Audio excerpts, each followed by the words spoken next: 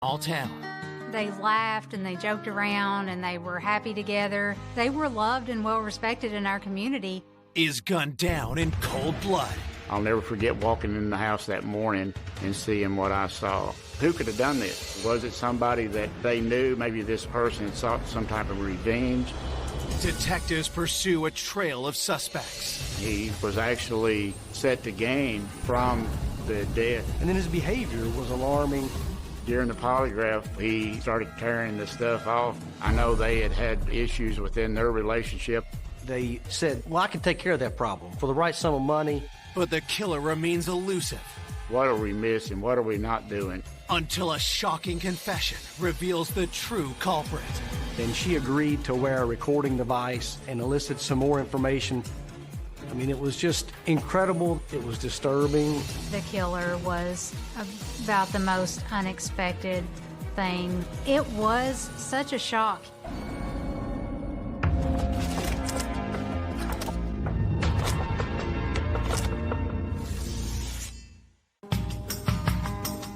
Columbia, Kentucky is a small but tight-knit rural community.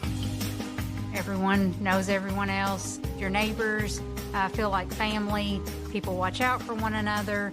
Not uncommon. You'll be walking downtown, you'll stop, run into friends or family. Very friendly atmosphere. One of the most beloved families in Columbia are the Wellnitzes. They own a veterinary clinic just steps away from their home.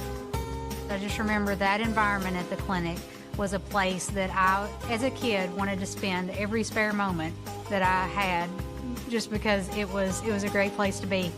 Joe and Beth, their kids, Dennis and Meg, they were kind, they were loving, and they were fun to be around. On February 26, 1993, the town forever changes after two of Joe and Beth's employees make a grim discovery just after 8 a.m. at the Wellnitz home. 2 employees had shown up for work, but Joe and Beth were not at the clinic. The clinic was adjacent to the residence. So the gentleman walked over to the house, went in the back door, and discovered Joe's body in the downstairs area of the home. The lady that had also shown up for work that morning, she then went to the house, discovered 2 bodies upstairs. Joe and Beth and their son, Dennis, they've been shot. Then she ran out and called the police. Investigators rushed to the scene. I'll never forget walking in the house that morning and seeing what I saw. It was just total shock. I knew what kind of people they were. I knew how kind they were and how compassionate they were with their work that they did. I couldn't believe it. When we entered the house, there was Joe laying on the floor. He was on his stomach. His hand was underneath his chest. He had a pair of gray sweatpants on and a white T-shirt. It looked like he came out of a bathroom and had been shot and fell face first. Blood that had pooled around the body. My initial reaction was shock. But then I realized shortly thereafter that I had a job to do, and my job was to take care of the scene, to see if we could find out who did this horrible thing. Around the scene where Joe was found, there was multiple shell casings, and you could see bullet holes in the walls. We went from there to the upstairs, and we found Dennis's body laying there in his bedroom. He had no shirt on. You could see bullet holes in his back. There was also shell casings laying around. Looked like he was crawling on the floor and was executed by the killer at that point.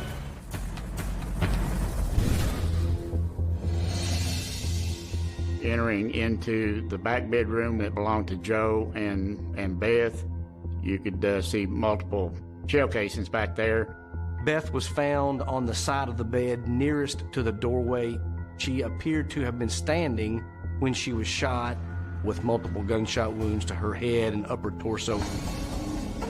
The Wellnitzes were all found either in or near a bed or in clothes that suggested they had been sleeping.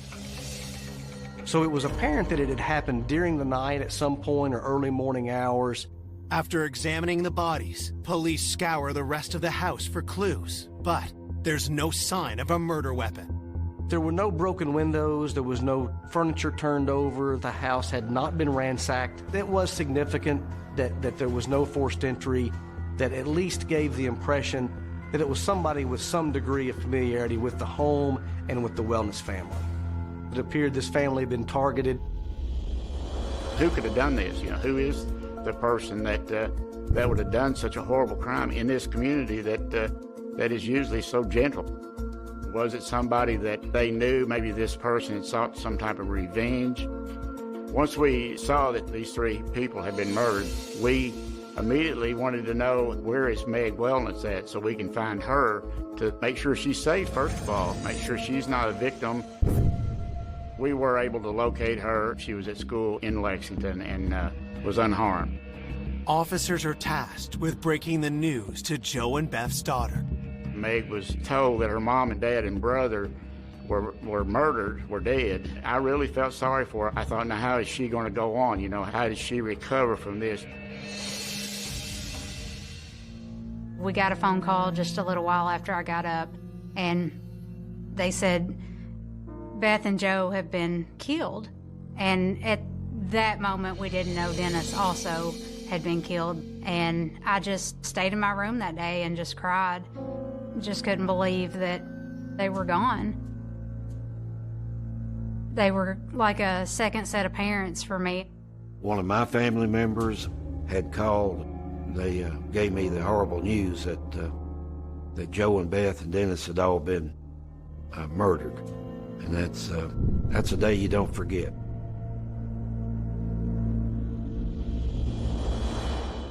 Joe Wellnitz was born in 1942 and grew up in Louisville, Kentucky. From a young age, he always loved animals and turned that passion into a career. Not many rural communities anywhere would have been able to boast of having a veterinarian with the background that Joe had. Joe was one of the most caring, kindest gentlemen that you will ever meet. In his 30s, Joe met Beth Preston, a woman 10 years his junior. Both divorced, they married in 1979, and Joe adopted her 2 kids, Dennis and Meg. 2 years later, they moved their family and Joe's clinic from Lexington to Columbia. Meg would come in and out of the clinic. Dennis would I would just see him outside. He was only 20 years old. Dennis was popular in school. He had worked in town. He had attended college. He was just a well-liked young man. Beth was the one I was closest to. She was the face of the clinic. She was the person everyone saw when they walked in the door. Always had a smile on her face. The relationship between Joe and Beth was perfect to me. They laughed and they joked around and they were happy together. They were a very happy family. But one horrific night has changed everything.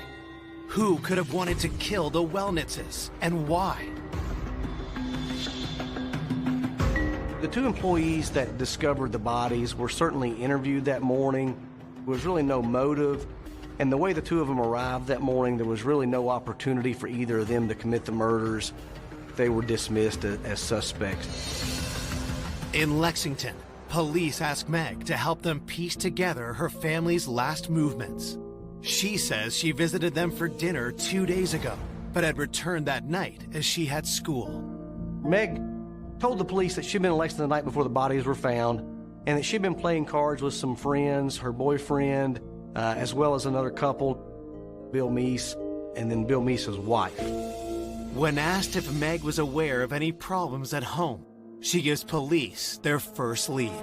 There was a couple that were tenants of Joe and Bess. They may have had issues with, and their names Brenda and Dave Cowell. The Cowells had been living in a cabin on the Wellnitz property.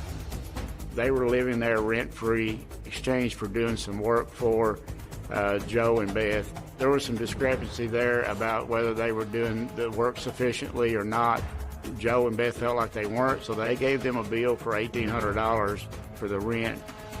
And ultimately, they never paid it. They filed bankruptcy, Were the Cowles angry enough to want the Wellnitzes dead? Was this murder payback? They were persons of interest, people that we needed to talk to. We needed to prove or disprove whether they were involved in it or not. Coming up, fear races through the community. We thought if this could happen to the Wellnitzes, it could happen to any of us. Who would be next? People were scared. Everybody wanted to know who did it, why they did it, and how they did it. Everybody was just guessing, gossiping. And police unearthed family secrets, indicating a potential motive. It was a surprise to me to learn that there was another child involved. There was actually a will giving him so much money out of the estate. Before a shocking confession I walked through the house, I engaged and fired on him. I emptied the magazine of weapons. reveals a killer no one could have imagined. It was a bombshell. Couldn't believe it.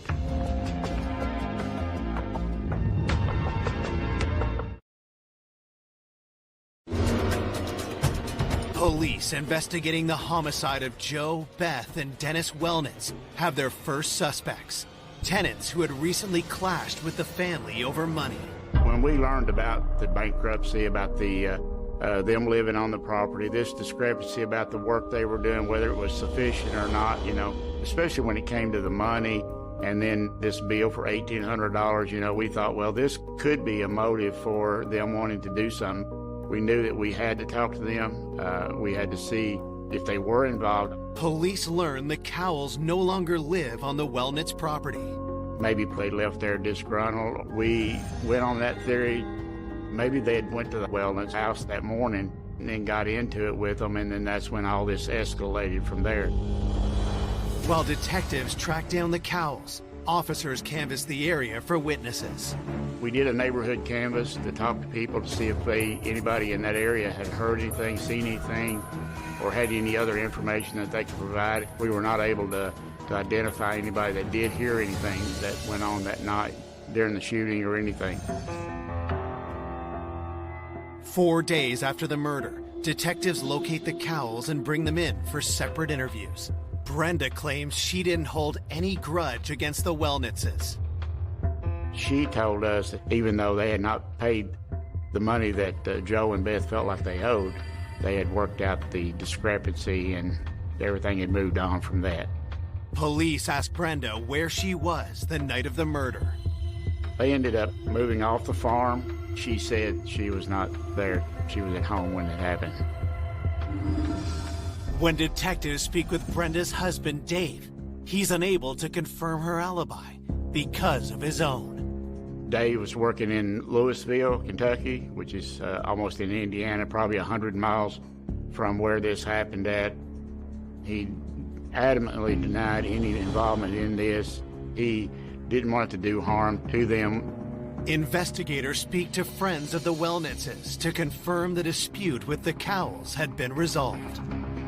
We were talking to friends in that area. We were able to determine that situation where those hard feelings had been resolved a long time prior to this happening. They were ruled out as far as having anything to do with this murder. With no arrests made, fear begins to grip the town. We thought if this could happen to the Wellnitzes, it could happen to any of us. It could happen to anyone. They were loved and well respected in our community, and so if they could be killed, who would be next? People were scared. Everybody wanted to know who did it, why they did it, and how they did it. Word travels fast. Everybody was expressing their opinion as to what may or may not have contributed to this. But everybody was just guessing, gossiping. It's got the whole community in an uproar about what happened. We had to get some answers pretty quickly, make sure that it wasn't some random killing and that other people may be coming next. When we started thinking about who could have done this, we started thinking about the veterinarian business. People get very sensitive about their pets, so we thought, well, maybe somebody had gotten disgruntled over that. We learned from the employees there that there was an issue between Jerry Yarberry and the Wellnitzes where he had brought in his dog to have treatment done to its eye, and the dog ultimately was blind. So we thought, well, maybe this might be a motive for somebody to do harm to them.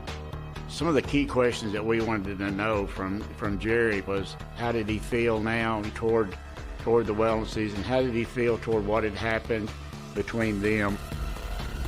Police bring Jerry into the station for questioning. He told us that he was very upset about his pet. He refused to pay the bill that was owed to the Wellnesses. They ended up having to file a lawsuit against him in order to recoup the funds. While Jerry admits he was angry with Joe, he says he isn't a killer. He adamantly denied doing anything to the Wellnesses as far as going to that extreme. When we talked to Jerry, we learned that he was home watching TV with his wife and kids, and we were able to confirm that that's where he was at, and therefore we were able to eliminate him as a suspect in this case. There's frustration on the part of the police because they want to see a crime solved. They want to see a murderer, in this case, held accountable. They want to see that person punished. And then there's frustration because we don't know if justice is ever going to be served. As the case threatens to stall, a friend of the Wellnitz family contacts police with pertinent information. I said, I'm a real estate broker. An hour getting the property ready to sell, there was an indenture, kind of a rectangle, in the floor of that master bedroom closet. I knew for a fact Joe and them kept a floor safe upstairs in their bedroom in the closet. I'm assuming, but that's where he kept all these important papers, his deed, anything that was of significance. Gives you the opinion that the safe was part of the plan all along, that the killer knew where that safe was at. It was not setting out in the open where you would commit these 3 murders and then say, oh, okay, there's a safe, I'm going to take that with me. It was hidden back in a closet. It certainly caused the officers to focus their attention on who would want that safe, who would know the safe was there, and who would stand to have some benefit from removing the safe, especially in light of the fact that nothing else was taken, nothing else was disturbed. If we could locate that safe, and very easily, that's going to put us on the trail of whoever committed this crime.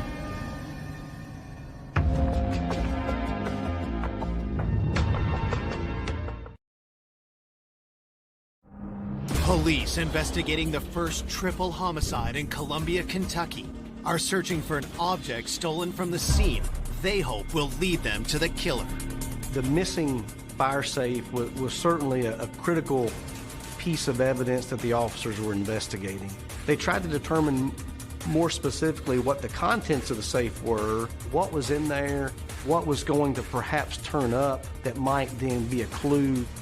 In talking to the family, we were able to learn that there was possibly could be insurance papers in that safe, maybe even up to around $1,000. In this case, the only motive was to either cause the death of the Wellnitz family or to take the safe out. As detectives put out an APB for the safe, the autopsy results come in. One of the crucial things that we need to know is the time of death. As far as the time frame of the death, the internal examination of the bodies was consistent that they had been killed within a few hours prior to the bodies being discovered. It's estimated Joe, Beth, and Dennis were murdered around 4 a.m. The medical examiner was able to determine that each victim died as a result of multiple gunshot wounds. None of the victims had defense marks on their bodies, meaning they had likely been taken by surprise. Additional projectiles were recovered from the bodies during the autopsy. The firearms examiner did determine that all of the shots were fired from a 9mm handgun. It did seem likely that they were all fired by the same person, given the fact that they were all fired from the same gun. Obviously, from there, we're going to start doing multiple interviews to try to eliminate or show who has killed these 3 people, who could have that much of a grudge against them. During our investigation, we were able to learn that Joe had another son by the name of Eric. From my previous personal experience with Joe and Beth, I didn't know about Eric until after the murder. Joe had adopted him much the way that he did with Meg and Dennis, and then that marriage broke apart. It was a surprise to me to learn that there was another child involved that Joe had adopted at a young age. We started receiving information, documentation showing that Eric was actually still set to gain from the death of Joe. There was actually a will giving him so much money out of the estate to the tune of $250,000. Eric was somebody that we needed to talk to because that much money obviously would be a motive for somebody to do something like this. Police tracked the 19-year-old down at his home in Lexington. When Eric was interviewed, he was shocked that it occurred. They had issues within their relationship, him and Joe. It was a very distant relationship and then non-existent after a while. Eric also indicated that he felt like he was replaced by Dennis. They had completely become estranged after so long and had stopped any contact with each other. One of the things that we learned was that Eric did resent Joe. Part of that resentment was because of this estrangement. Had Eric settled a score and inherited a fortune by killing the family? When police question him about the will, they are taken aback by his response. When he learned that he was a beneficiary to this will, he was actually surprised that he was included in it, because of they've been estranged for that many years. But detectives can't just take Eric at his word. The motive is there, the possibility, so we needed to know whether he had any type of alibi that we could substantiate to make sure that he wasn't in Columbia that morning. We learned during our interview with Eric Wellness that he had worked that night, and then once he got off work, he went to a friend's house and slept at that friend's house. Eric says he was in Lexington the entire night, 2 hours away from Columbia. So we were able to talk to that friend and determine that he did not have the opportunity to commit this crime. We felt pretty certain that he was not a suspect at this point. We eliminated him and moved on. I was shocked, and it was an odd situation being questioned by the police officers. The fact that I was named in the will, if that was something that I had known, then that for sure gives me a motive. But there's no way in the world I could have ever done anything like that. Yes, I was angry as a child, having your dad disappearing out of your life, kind of in a snap of a finger. It was hard, and I was angry, but not that kind of anger where I wished anything bad. Detectives learn that Meg, the only other surviving member of the family, is also named in the will. Could she have anything to do with the murder? I really felt bad for Meg at that time because I knew Meg, but we had to get some answers. When we approached her about the will, she didn't know about it. She also wanted answers, She loved them, Joe and Beth and Dennis. She was so bright and intelligent and loving. Police ask Meg about her relationship with her parents. She says it was good, but she raises one concern. Officers did learn that Beth and Meg had some disagreements over some of the people that she was now spending a lot of time with. One person in particular, Meg's boyfriend, Randy Appleton. Beth and Joe didn't want him around, so we needed to talk to Randy. Randy became a viable person of interest.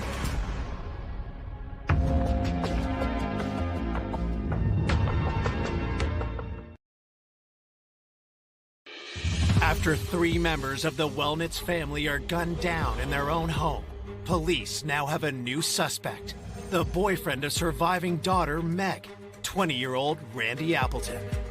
Joe didn't go into any details, but he had a concern, I think, of the direction that Meg had taken as far as who she was associating with. That could be a motive for Randy Appleton. Detectives ask Randy where he was the night of the murder. He was leery about talking to us. Randy tells police he was playing cards with Meg and her friends until 2 a.m. the night of the murder. Then he mentions something that grabs detectives' attention. We learned that he was interested in firearms. We had learned that he had frequented a firing range. If the murder weapon had been used at the same firing range where he in fact acknowledged having been practicing with a 9mm, would be a very critical part of the investigation if those shell casings collected from the range matched the murder weapon that was believed to have been used to kill the Wellens family. We're starting to see red flags at this point. Randy was one that liked guns. He did like to go to that firing range and did use a weapon there. We actually ended up going to the firing range and collecting several spent shell casings. All of them were submitted to the crime lab. Our hope was that we could match those rounds through the laboratory to some of the 9mm shell casings that we had located. 2 weeks later, police received the results on the shell casings. They were not able to find any casings that matched as having been fired from the murder weapon that was used to kill the Wellens family. It was very disappointing that we were unable to tie any of those shell casings to Randy Appleton. It suggested either that they used a different weapon at the firing range than was used to murder the family, or that it could have been somebody else. Despite the setback, Randy's love of guns and familiarity with the Wellnitz home means he is still a suspect. Police look to confirm his alibi with those he and Meg claimed to have been with the night of the murder, Bill and Regina Meese. We had to talk to them to see if that was what they were doing, playing cards during the early morning hours, because that was Randy's alibi. Bill was cooperative, where Bill had agreed to talk to us about certain things. Bill corroborates Randy's alibi. They were all four together playing cards till the early morning hours. He agreed to take a lie detector test. During the process of the polygraph examiner asked him if he knew anything about what happened, if he had any involvement about what happened. And then his behavior was something that was alarming. It was something that caused some concern with the officers. He started tearing the stuff off that you put on during a polygraph and just shut it down right then. And then the polygraph was over at that point. So he did not complete the polygraph. He was just very mad. Definitely raised red flags with us that he knows more than he's telling us, and that he's afraid of that polygraph because that polygraph might tell us more than he wants us to know. Despite his behavior, police have nothing concrete on Bill and are forced to let him go. We tried to talk to Regina, but Bill did not want us to interview her. He would get very controlling with her. It's over at this point. We were still running down leads. Obviously, you always get leads that you're going to follow. But one of the things that I thought early on was, if we ever get to a point where Regina and Bill are not talking, we need to go back and reapproach her. Lacking any new developments, months turn into years, leaving detectives and the Wellnitz's loved ones frustrated. What are we missing? What are we not doing? They're friends of mine, and this was one of those cases that you want to solve before your career is over. It was just like you were at a dead end, and we couldn't figure that out, When the case went cold, it was very disheartening just knowing that someone had committed this terrible crime and that they may possibly never have to pay for that. I just remember feeling so sad. Beth and Joe were just such a light in our community. You don't have any answers when it happened. I had no idea of who could have done it or why they would have done it. There was so little information coming out, it just kind of fell to the wayside. It's just sad. The case remains cold for nearly a decade. But in 2002, detectives decide to take a fresh look at the triple homicide. This case is still on my mind. I had never forgot it. And I said, okay, what's the condition or what's the status of Bill and Regina?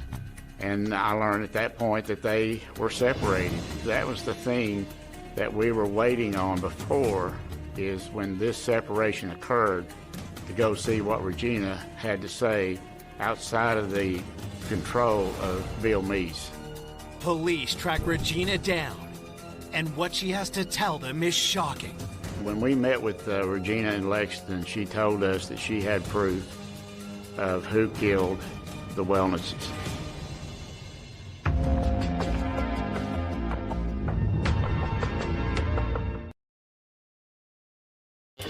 Nine years after the murder of Joe and Beth Wellnitz and their son Dennis, police finally have a break in the case.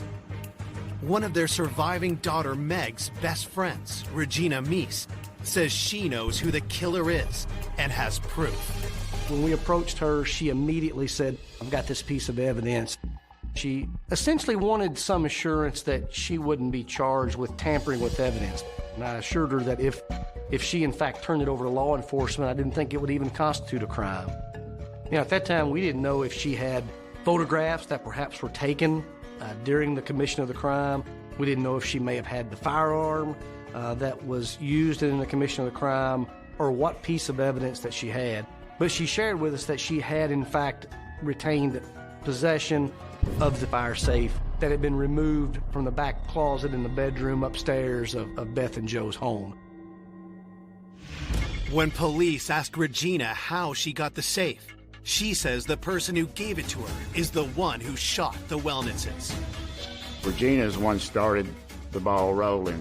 Everything started to fall in place. Regina told us that Bill Meese was the one responsible for the death of Dennis and the death of Joe and Beth Wellness.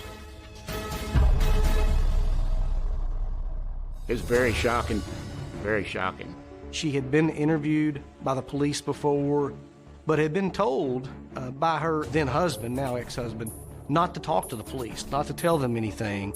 And it certainly appeared, at least, to be a burden lifted that she was able to share this information.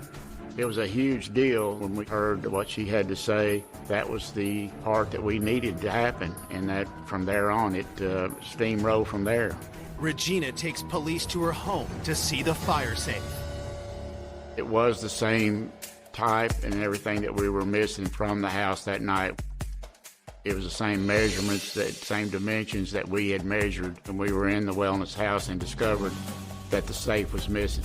When we later compared the bottom impressions on that fire safe to the imprints taken from the closet, it was a perfect match, and in fact it was the fire safe that was stolen from the Wellness home. Nothing of significant value is found in the safe, but Regina delivers another explosive revelation to police.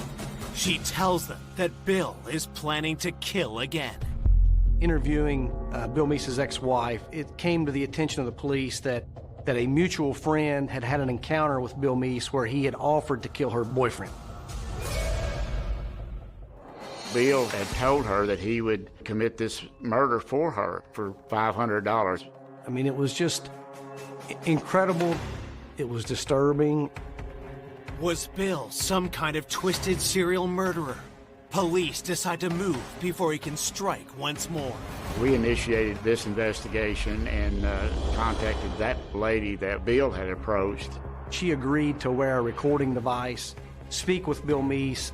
He was provided a certain sum of money as a down payment, and the police then arrested him for offering to kill this mutual friend's boyfriend. With Bill in jail, police question him about the Wellnitz triple homicide. There was no statements made about the Wellnitz murder that he was willing to make at that time. When we interviewed him there, I mean, we did not get a confession from him. He denied it at that point. Even though we knew that we were on the right track, it still takes evidence to put this together. As detectives work on building their case with Bill still in custody, news spreads quickly about his arrest and possible involvement in the shooting of Joe, Beth, and Dennis. When I first heard about Bill being a suspect, it sent shivers up my spine because I immediately am flooded with the memories of being in junior high with Bill and having very, very strange interactions with him.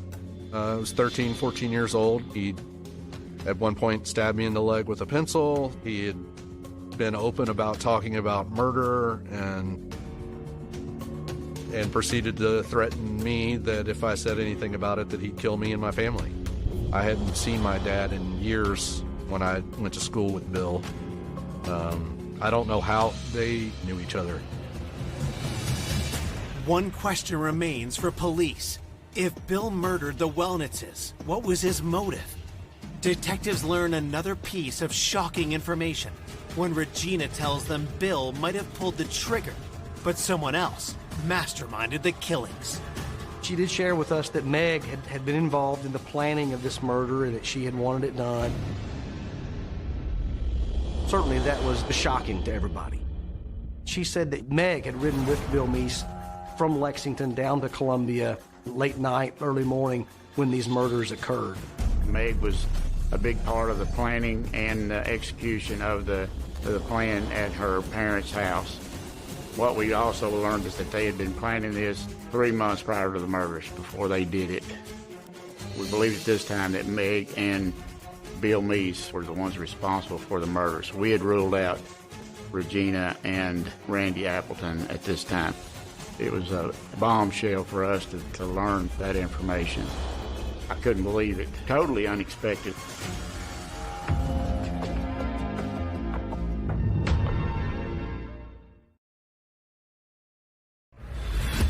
10 years after Joe, Beth, and Dennis Wellnitz were shot in cold blood, police now believe Meg Wellnitz wanted her parents dead and asked her friend Bill Meese to kill them. Based upon my prior history with Meg Wellnitz, I would have never dreamed that she would have been involved in that murder of her parents and sibling. She had become that type of person, not the one that I knew from before. And now all of a sudden I see her in a completely different light when she has no compassion for life. Before they can lay charges, detectives need hard evidence against Meg and Bill.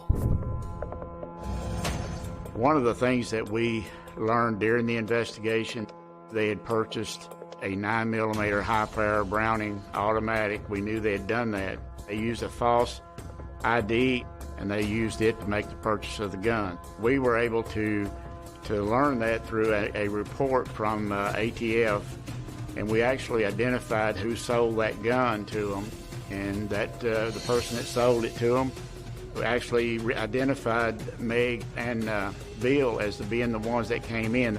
On February 27, 2003, detectives finally have the evidence they need. This case was presented to an Adair County grand jury, and the grand jury indicted both Meg Wellnitz and Bill Meese. Meg is arrested at her home in Lexington, but refuses to speak to police. Bill, who is serving a 12-year sentence for the murder-for-hire plot, is ready to talk. During his statement, he certainly indicated to us Meg Wellnitz was involved in the planning. This was done at her urging. This was her idea, and that she wanted it done. We agreed that she wanted to have her parents killed. She claimed the estate was worth $1 million. She would give me 10% of that estate in exchange for killing her parents.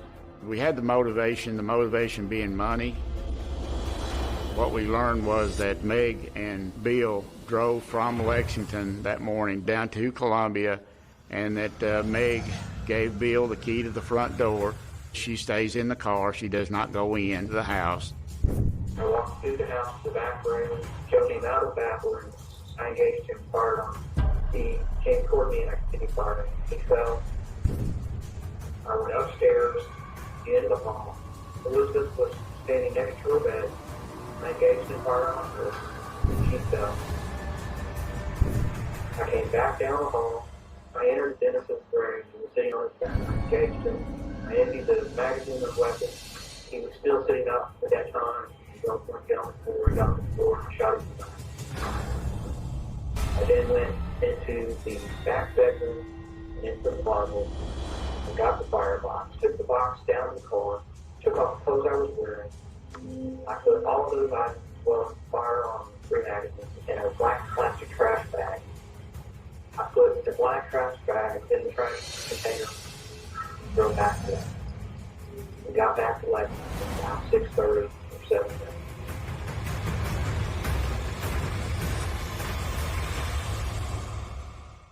It truly was a chilling account of just how cold-hearted he was, not only in doing it, but in talking about it. Police confront Meg with Bill's confession. She agreed to then give a statement. When we met with Meg, my observation and my perception of her demeanor and her statements to us certainly was not one of any remorse. It was a matter-of-fact description of what she had done some years prior in having her family killed. I don't think I could have ever thought of Meg committing a murder or being a part of a murder plan. I know that life insurance might seem like a lot of money, but when you put that cost on lives, it's nothing. Like it's unfathomable to think that she considered their lives that invaluable. Bill Meese was convicted by a jury of 3 counts of murder, robbery, and burglary, and he was sentenced to death. Meg Wellnitz was convicted of complicity to 3 counts of murder, complicity to robbery, and complicity to burglary, and she received a sentence of life in prison without the possibility of parole for at least 25 years.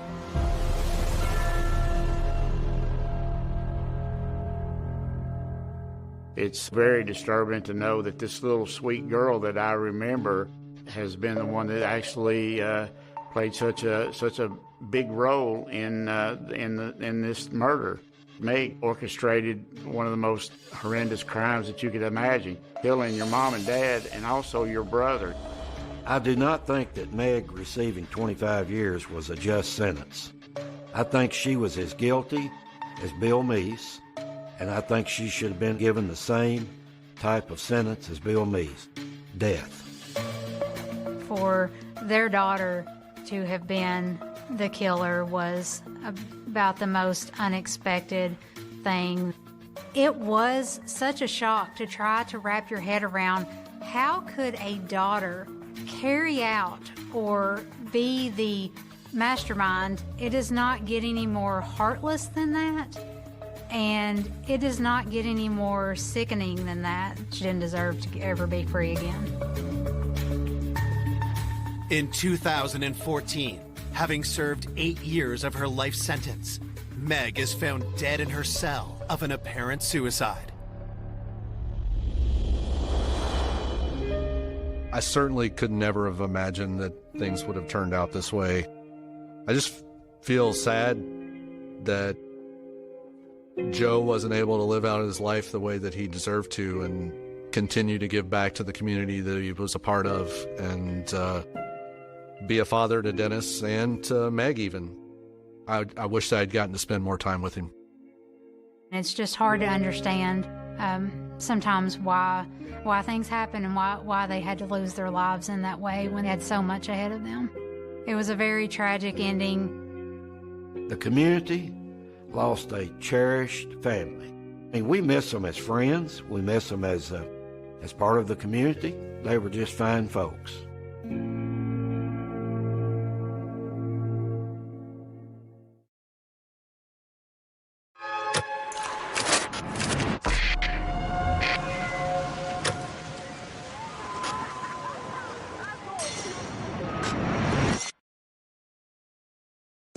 An all-American woman. She was a beautiful young gal, and she had a great personality. She was amazing. She was so kind and so caring. She was my sister. She was my everything. Is found murdered in her bedroom. She had been strangled quite violently. Whoever the killer was crushed the victim's neck. Police hunt for the culprit. I had in my mind who committed the crime. We were convinced that he was our guy. But the prime suspect slips from their grasp. I don't get it. Did he really get away with it? Decades later, leaps in forensic science reignite the investigation. We're not giving up on the case. Is there a smoking gun? We got to find it. I figured that if this case could be solved, it could be solved now. And new evidence leads to a killer no one saw coming. It It was shocking, it was unexpected, and guess what? We have a new suspect. I was stunned. I was like, really?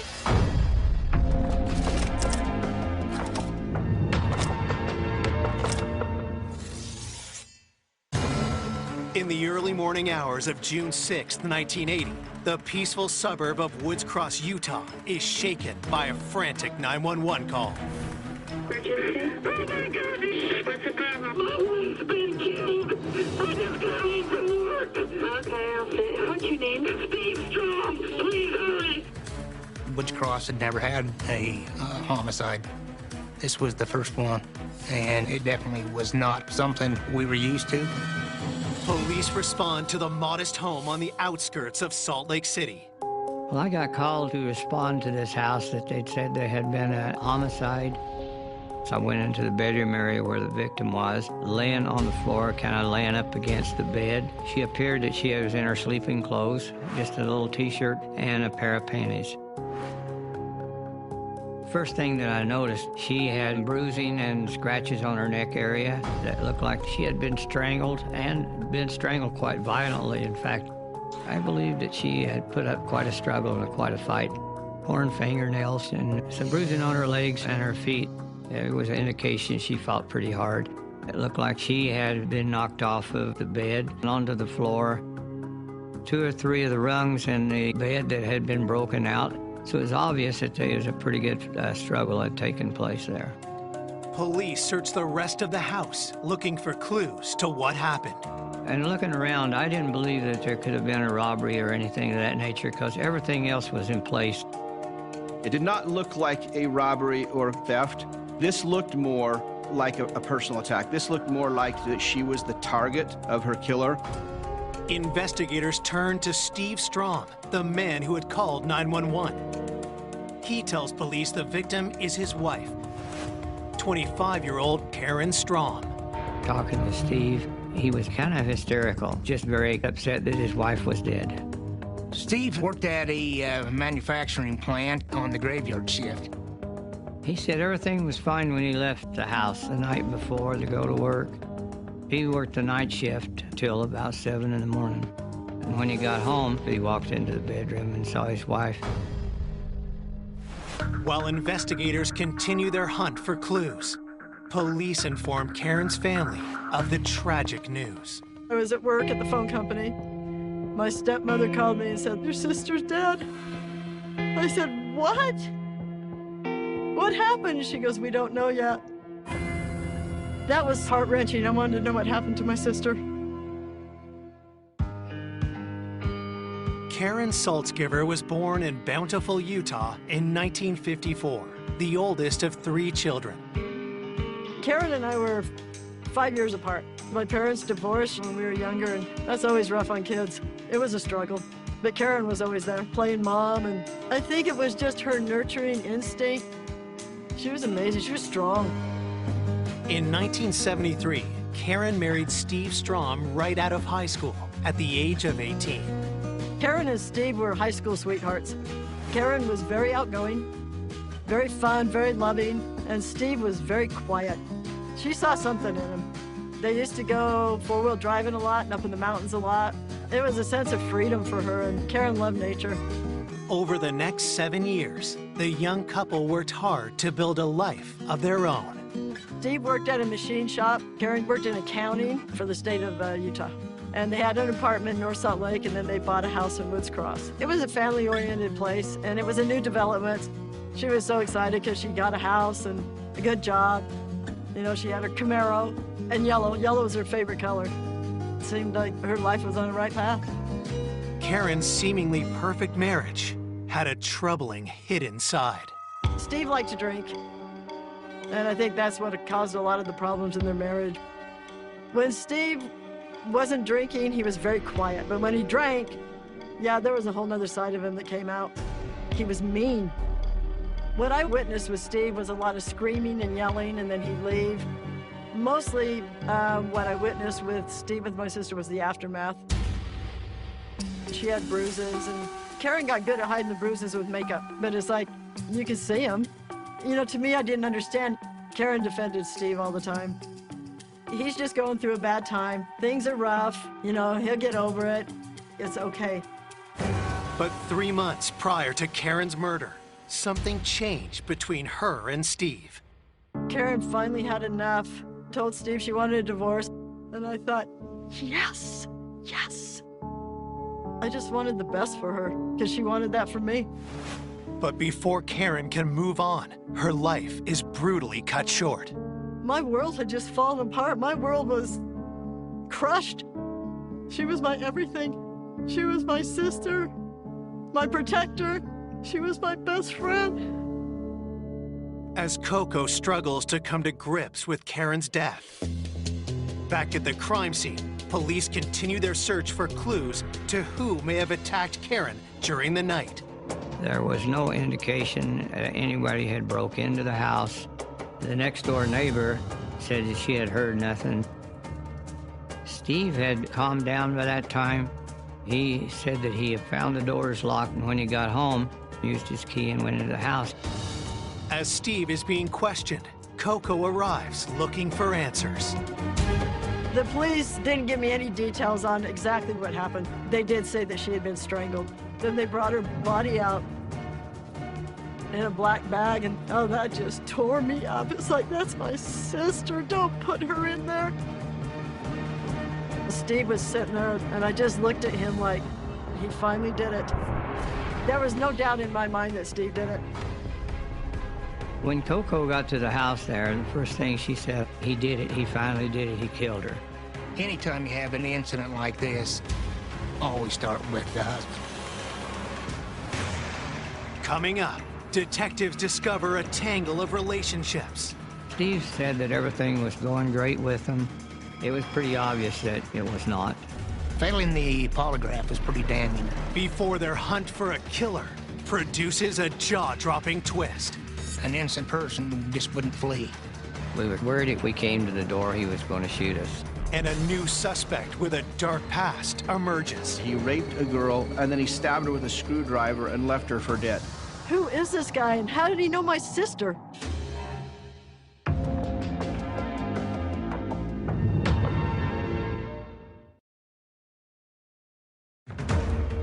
Police in Woods Cross, Utah are investigating the murder of 25-year-old Karen Strong. Her sister, Coco, has told police she suspects Karen's husband, Steve Strong, is the one that killed her. Coco had been really close with Karen, and they talked a lot, and she had expressed that Steve was a heavy drinker, and when he got drunk or he'd been drinking, he got mean, he got abusive. Coco didn't like him at all. Detectives learn how Karen had decided to end things with Steve 3 months ago. She filed for divorce, and then she moved out to my stepmother's house. Coco says that Karen was only at the house the night she was killed because she felt sorry for Steve. It was his birthday and their anniversary. Steve had called her and said, can you come out and we'll just have dinner together? And she did, because of her kind heart. Coco believed that their relationship was over, although Karen agreed to come back and just kind of stay with him for a couple of days. Recently separated from Steve, Karen had a new suitor named Buff. Karen told me a little about Buff, that she met this guy that was really different, and he treated her really kind. And I don't know if she thought it would go anywhere, but I know it meant the world to her. He showed her that she could be treated decent and that she deserved it. Coco said that Steve was also a very jealous person, and in her mind, was sure that he had killed her. I said, how could it be anybody else? It was, it was Steve. Detectives confront Steve Strom about Coco's allegations. He consistently stated that he had a good relationship with his wife and that there was no abuse. Steve felt that the only reason that they were getting a divorce, it was his drinking. He said that they had worked things out and that they were going to get back together, and she was not going to go through with the divorce. Investigators ask Steve to account for his movements leading up to when he last saw Karen alive. Steve said that he and Karen had gone out to dinner earlier that evening, and then they'd come home and watch TV, and then he got ready and left for work. If Steve is telling the truth, Karen was killed sometime after midnight, when Steve left for work and before 7 a.m. when he returned home to find her body. Detectives ask if the doors were locked during that time, how did Karen's killer get into the house? Steve gave us the name of about 4 or 5 people that she might have opened the door for, but had indicated probably the one that she would really open the door for after she went to bed would have been Buff. Steve admits that he knew Karen had been dating Buff while they were separated. Steve said that the relationship with Karen and Buff was over and that they were getting back together and gonna make another go of their marriage. With nothing concrete to hold him, detectives let Steve go. After police release Steve, the news that Karen was murdered spreads through Karen's family. It just broke everybody's heart. My mom, I mean, that was her oldest daughter. She couldn't deal with it. She just shut down and shut off. It was just heart-wrenching, and it was something that was so surreal. I was trying to wrap my head around, she's really gone? As Karen's loved ones reel from the murder, detectives head to the factory where her husband, Steve, works as a machinist to confirm his timeline and verify his story. I talked to the supervisor and got copies of his time card, and as far as anybody there could remember, he was on his machine the entire time.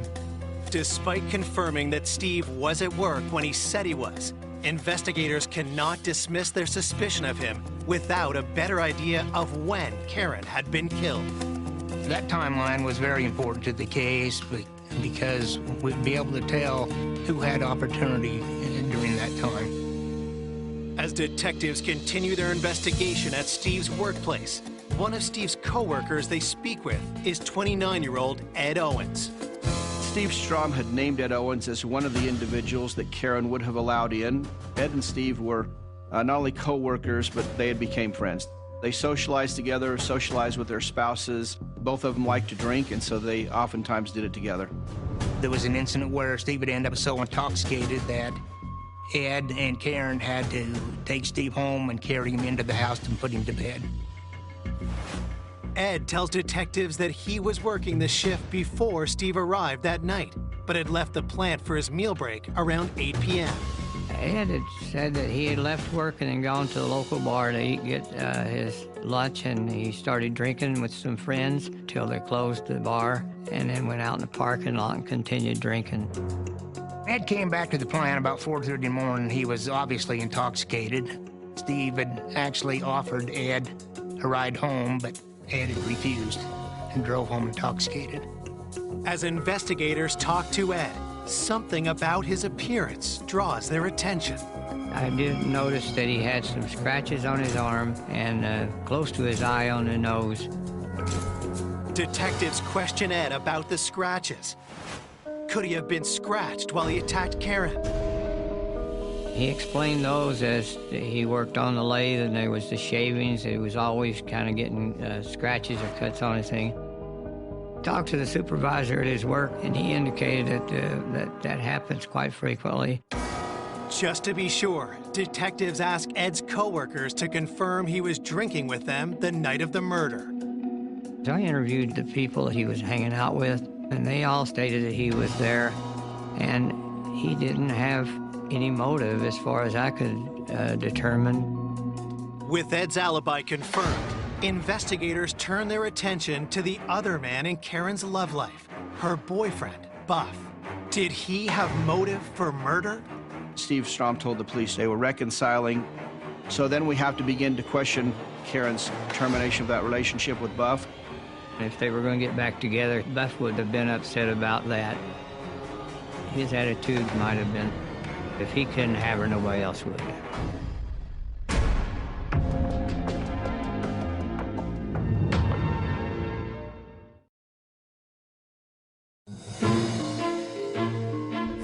Less than a day after 25-year-old Karen Strom is found strangled to death, police in Woods Cross, Utah have ruled out her husband's friend, Ed Owens, as the killer. There was no indication that Ed had been involved in the death of Karen. But despite verifying his alibi, detectives do keep Karen's estranged husband, Steve Strom, on the suspect list. Her sister Coco talked about how abusive he had been and that Karen needed to get out of that relationship. Now, investigators want to speak with the man Karen started dating shortly after separating from Steve. Buff Bangerter was a man who Karen Strom had had some degree of a relationship with, and so, of course, law enforcement had reason to talk to Buff. Detectives begin the interview with the 35-year-old mechanic by informing him of Karen's murder. He seemed upset when he found out that she had been killed. Then, Buff stuns investigators by revealing just how serious his relationship with Karen had become. According to Buff, they had wanted to get married, and it was Buff that persuaded her to go back to see Steve to be sure that what she wanted to do was get the divorce. Detectives ask Buff where he was on the night Karen was killed. Buff stated he was at home that whole evening and he would not have harmed her in any way. And he also made the comments that he thought it was Steve. According to Buff, it was pretty obvious that he was very angry about Buff's relationship with Karen. Even with no one to back up his alibi, police decide to let Buff go. We didn't eliminate him entirely, but after we interviewed and talked to Buff, we felt pretty confident that he was not the one who had committed that crime. I couldn't place anyone else having done the crime except for Steve. He remained my #1 suspect. While they wait for crime lab analysis to be completed, detectives keep digging into the people Karen may have let into the house the night she was killed. I interviewed each of the individuals who Steve indicated that he thought she might let in, took blood samples from each of them. I covered all the bases that I could. Investigators also received the forensics report from the crime scene. Crime lab went clear through the house and checking for fingerprints, and there was no fingerprints in the house that they could find other than Steve Strom and Karen. And that was pretty damaging as far as evidence towards Steve. Karen's autopsy results also come back and show no evidence of sexual assault, but do confirm strangulation as the cause of death. Whoever the killer was crushed the victim's neck. This was an aggressive, violent, vicious attack. Karen was scratching and clawing and fighting for her life. Karen's fingernails are clipped and preserved. As far as DNA back in 1980, there was not a lot more that they could do. The testing you could do with any sort of evidence was very limited. The autopsy also provides an idea of when Karen was killed. The approximate time of death was between 10 p.m. on the night of the 5th and 2 a.m. on the morning of the 6th. This means it was possible Karen was killed before Steve left to go to work. The time of death did not give Steve a strong alibi. By his own statements, it was after midnight when he went to work, so he was at home during that period of time. Armed with this new information, investigators reach out to get Steve in for another interview, and he makes a surprise request. Steve requested to take a polygraph. He said that he was innocent, he didn't kill his wife. Polygraphs are not admissible into court, but it would also have been a good tool to see if he was lying or not. We did a polygraph and asked him if he knew who killed his wife, if he killed his wife, and if she was dead when he went to work. According to the polygraph operator, on those particular questions, he was extremely negative as far as being truthful. Failing the polygraph was pretty damning to Steve, and we were more and more convinced that Steve was involved in this murder. Detectives still need more evidence in order to charge Steve with Karen's murder. I interviewed some of the people she worked with. They had indicated that numerous times saw her with bruises when she came to work. At one time, that she had bruises on her neck, and that she made a comment to them that Steve had choked her. She felt that she was lucky to be alive. The co-worker's account is the final evidence police need to charge Steve, and a warrant is issued for his arrest. We went to arrest him at work, but he was not there. One of the co-workers told us Steve was with a friend down in North Salt Lake in an apartment. They had indicated that he was worried that we were coming after him. He was possibly going to be violent and resist arrest. We were worried that if we came to the door, he was going to shoot us. Police proceed to the apartment address with caution and establish a safety perimeter around the building. We knew he had guns, that he might be violent. We were anticipating the possibility of it being a very difficult arrest.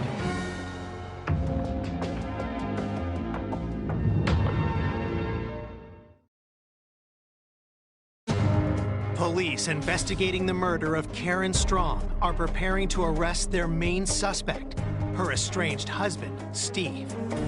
He had been known to have a weapon. It was a .357 Magnum. We was told that Steve had also made a comment to one of his co-workers that if the police come to get him, he was going to take a couple of pigs with him. Having that information made us feel very nervous about approaching him. Police maintain their distance, fearful of a violent confrontation. There was a SWAT team that was organized that had surrounded the apartment. After several phone calls into the apartment, Steve wasn't cooperative. Steve refuses to answer police phone calls. 3 hours tick by without a resolution before Steve finally answers. Finally, he was convinced to come out peacefully. 2 months after his wife was killed, Steve is finally arrested for Karen's murder. The news quickly spreads to her loved ones. The whole family, when they found out Steve was arrested, kind of breathed a sigh of relief. Good. You know, it was one step closer to being over. After 2 months of investigation, prosecutors believe they have enough evidence to convict Steve of killing his 25-year-old wife. There was significant pieces of evidence that pointed at Steve Strong circumstantially. It appeared that he had opportunity, didn't have a good alibi. He had motivation, potentially jealousy. He had history of domestic violence, particularly when Steve would drink. You had the incident where the co-worker saw Karen with strangulation marks on her neck, and Karen had told her it was Steve Strong that did it. So that was a significant component to the case.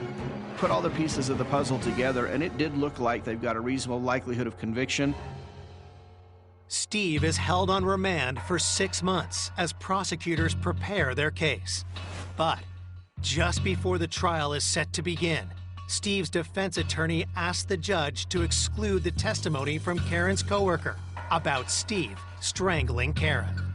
The defense said the coworker didn't actually see it. The coworker is only reporting what Karen told her in what's known as double hearsay. And the judge made an evidentiary ruling that disallowed prosecutors from using that evidence or information at trial. And that was kind of a shocker to me because that was one of our key pieces of evidence. Interviews where people had seen the bruises, she had told them who gave her the bruises. Unfortunately, all of that comes out to be hearsay evidence and was not going to be admissible to court. Without an eyewitness to abuse, prosecutors have a hole in their case against Steve. Without that information, they don't have enough evidence to persuade a jury beyond a reasonable doubt that he killed Karen. And if they go forward and lose, Steve Strong, because of double jeopardy, could never be prosecuted again for Karen's murder. Prosecutors make the difficult decision to drop the charges and let Steve walk free. When I found out the charges wouldn't hold, my heart just sank. It was like, what? Why is this happening? Show me why this is happening, because I can't wrap myself around this. I just didn't understand why they didn't have the evidence. Coco was very upset that we had released him, and so was I, but most of the evidence that we had against him was circumstantial evidence. We didn't have any hard evidence towards Steve. For the next 4 months, detectives continue digging, trying to find the evidence they need to close the case. I did a lot of running around during that time, interviewing people and trying to find more evidence. However, most of the stuff we were getting was still hearsay. By the time the 1-year anniversary of Karen's murder comes, little hope remains. I felt that I had done everything that I could. My main thing at the time was making sure that I preserved all the evidence we had collected So if something did come up later, we would be able to use it. In the summer of 1981, the hunt for Karen's killer goes cold. A year went by, another year went by, and I'd call anything. Do you have anything new? Nothing, Coco, nothing. And it's like, did he really get away with it? The case remains cold for more than 2 decades, but police in Woods Cross never forget the murder of Karen Strom. I retired in 2005. However, I have to admit that I was still upset about the fact that I could not tie Steve to the murder. In 2006, 26 years after the crime, new detectives take a fresh look. This case was a high-profile case, and at one time, there had been a lull in the caseload, so I had asked if I could focus all my time on this case. And knowing that there was new developments in science, I figured that it was the right time to pick this up, because if this case could be solved, it could be solved now. I went through the evidence looking for specific items that could be tested. The items that we sent into the lab for examination first were Karen's fingernails. Police in 1980 found material under Karen's fingernails, but had no way of testing it. Could this hold the key to identifying Karen's killer? We was quite worried that the evidence had degraded. I mean, it had been 26 years. The crime lab tests Karen's fingernails, searching for her attacker's DNA. When those results came back, it was a bombshell. There was DNA of Steve Strom underneath Karen's fingernails, but also there was unexpected DNA evidence underneath Karen Strom's fingernails. And guess what? We have a new suspect.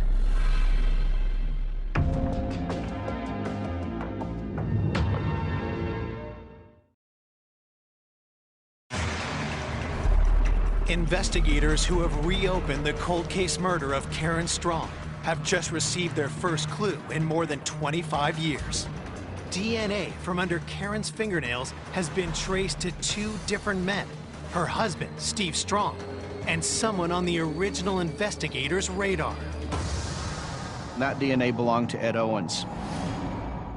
The fact that Ed Owens's DNA was underneath Karen Strom's fingernails, it was shocking. Ed Owens was Steve's friend and coworker. Ed's blood had been collected in 1980, when police first considered him a suspect.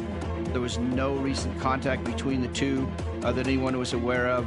We got to dig a little bit deeper into Ed Owens as a realistic suspect. The presence of Ed and Steve's DNA is evidence to investigators the men had contact with Karen. But is it a sign that one or both had killed her? In search of answers, detectives tracked down the now 56-year-old Owens. Ed and his wife were currently living in Falls Church, Virginia. Initially, when I was talking with Ed, he started asking me questions as far as who the suspect was and any new developments in the case. I was suspicious when talking to Ed because of the questions that he was asking me. I wanted him to come into Woods Cross and meet with me and discuss this matter face to face. Ed Owens agrees to come back to speak with investigators the following week. Detectives also reach out to the now 53-year-old Steve Strom. Steve had moved to Henderson, Nevada. I contacted Steve and asked him if he would come up from Henderson and meet with me and go over his statement that he gave back in 1980. He wasn't at all that cooperative. He said that for years he's been telling the authorities that he didn't do it, and he believed that we was still after him. For prosecutors, Steve's DNA under Karen's fingernails does not, in fact, strengthen the case against him. It was not new to learn he was with Karen on the night that she had been murdered. We're now looking at this from what can the science show us? Who can we show did what based upon this evidence? So now we need to take the next level of testing and figure out what type of DNA are we talking about.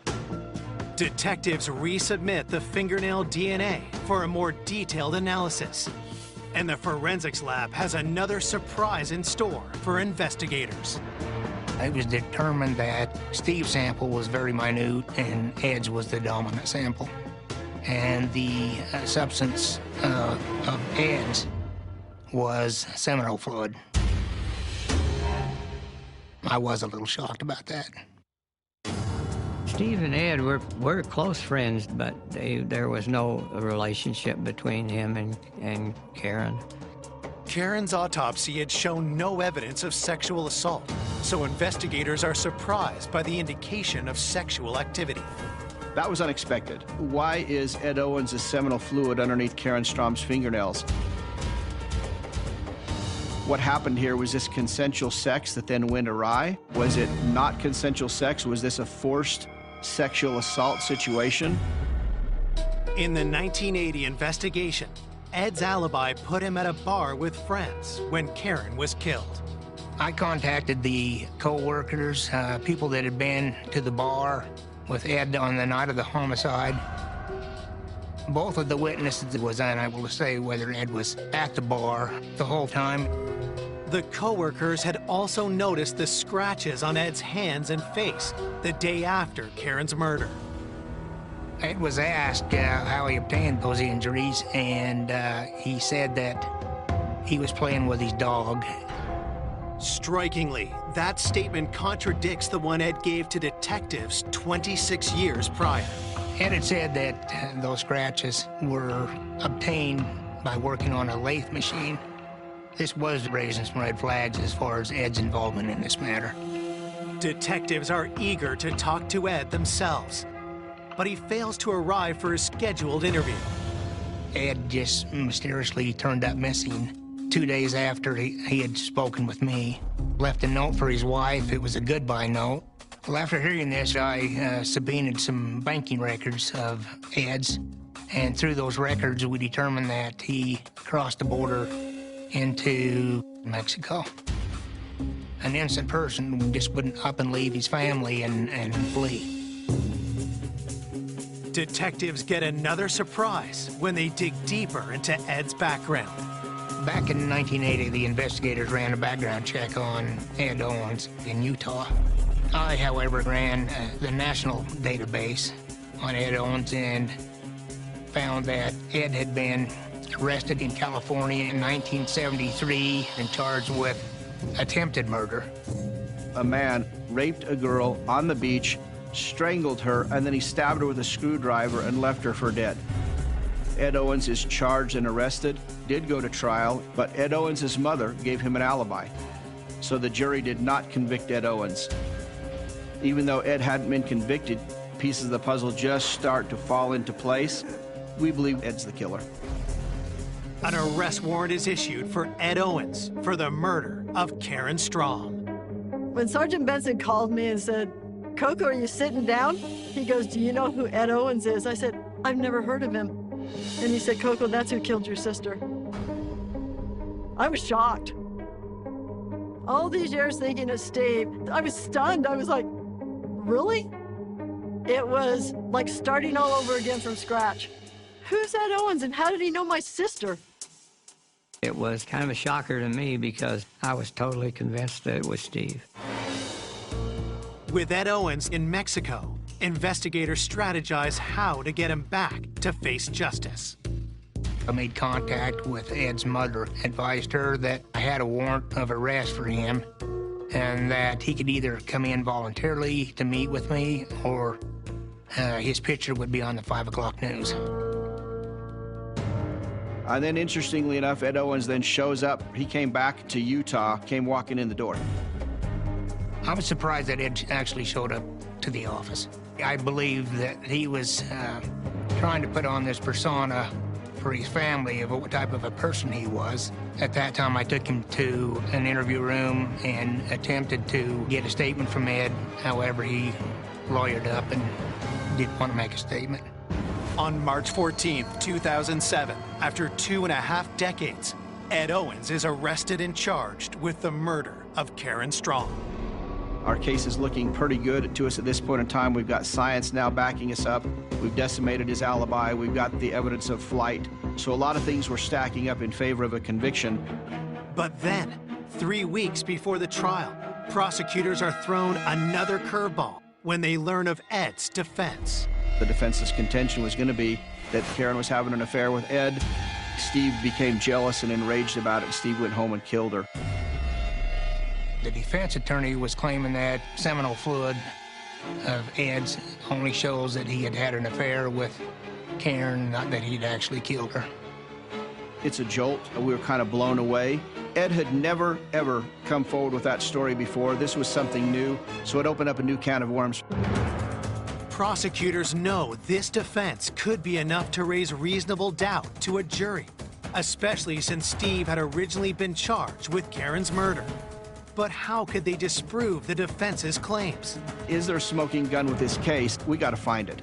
We now need to regroup. So again, like they did back in 1980, we dismissed the case without prejudice as we're getting close to trial. That was not an easy decision to make, but we knew it was the right thing to do. We were confident we had the right guy, but at that point in time, we weren't confident we had a case where we were going to be able to secure a conviction. So Ed Owens walked away a free man. That was a tough pill to swallow because we knew he wasn't innocent. Can we prove it? When the case got dismissed, it was very frustrating. When Ed walked out, I was ticked off, to say the least. However, this wasn't the end for us. We were even more determined that we were going to bring him to justice.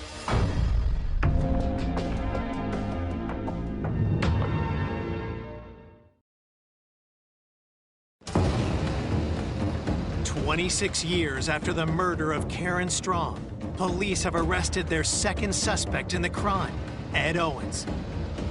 But prosecutors are forced to drop charges against Ed, leaving Karen's family desperate for justice. After they released Ed Owens, I told Troy, please don't give up, you guys. Come on, there's got to be something. Please don't give up. I made a promise to Coco Saltzgiver. We're not giving up on the case. We're not abandoning it. Dismissal without prejudice means it can be refiled. We knew Ed Owens did it. We just wanted to get to the point where we knew we could actually prove it. Detectives re-interview those who knew Karen to find out if she really could have been having an affair with Ed Owens before she was killed. And all the witnesses that I talked to, it was pretty obvious that Steve, being as jealous as he was, and also Karen's relationship with Buff, Karen would not be having an affair with Ed Owens. With no evidence of sexual assault found during Karen's autopsy, prosecutors need to establish an alternate theory to Ed's claim of an affair. So why is Ed Owens' seminal fluid underneath Karen Strom's fingernails? The best theory that we had is Ed Owens went into Karen Strom and Steve Strom's home that night in the summer of 1980 with intent to sexually assault her. That Karen successfully stopped him. I believe that that's probably the best answer because there was no genital injury to our victim, Karen Strom. Yet there's a hell of a struggle. And the way he crushed her neck, it's in anger. He didn't get what he wanted. Prosecutors know they only have one shot at making Ed pay for his crime, and they'll need hard evidence to convince a jury. We can't let him get away with it now again for what he did in 1980. We had to continue to focus in on that crime scene. Focus in on Karen's body, go through all the evidence again, looking at every crime scene photo that we had, blowing things up. It's there. We're not going to give up until we find it. Investigators spend weeks examining the evidence in minute detail. Then, they catch something on the underwear Karen was wearing the night she was killed. One of the things that we did notice was there were some very tiny droplets that had never been analyzed. They'd kind of been overlooked. We submitted those to the crime lab. We did not know exactly what it was. When those results came back, another one of these aha moments, that material that was on Karen Strom's panties was Ed Owens' blood. And now, we've got this. This was not a consensual sexual encounter. It's the final piece prosecutors are looking for. Ed Owens is picked up and recharged with Karen's murder. When Ed Owens was rearrested, it was a great feeling Now we felt like our case was ready for prime time.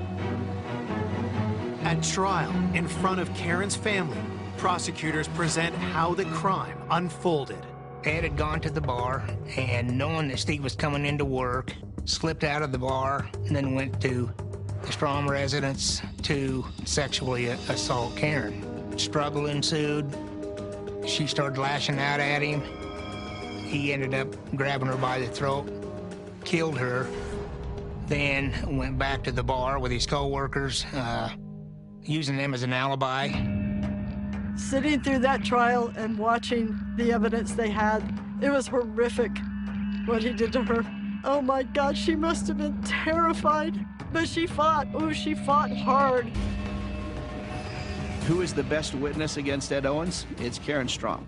By the fight she put up and the evidence she gathered, part of what she got out of him when she gouged him was his blood. The defense argues that Ed is innocent and that Steve killed Karen out of jealousy. Ed seemed like he was very cocky and that he was confident that he was going to beat this case. The judge let me address him at the trial. I said, "You took my sister from me. You took my best friend. You took the person I feel safe with in the world. You took that from me." And he's smiling at me. He was smiling the whole time.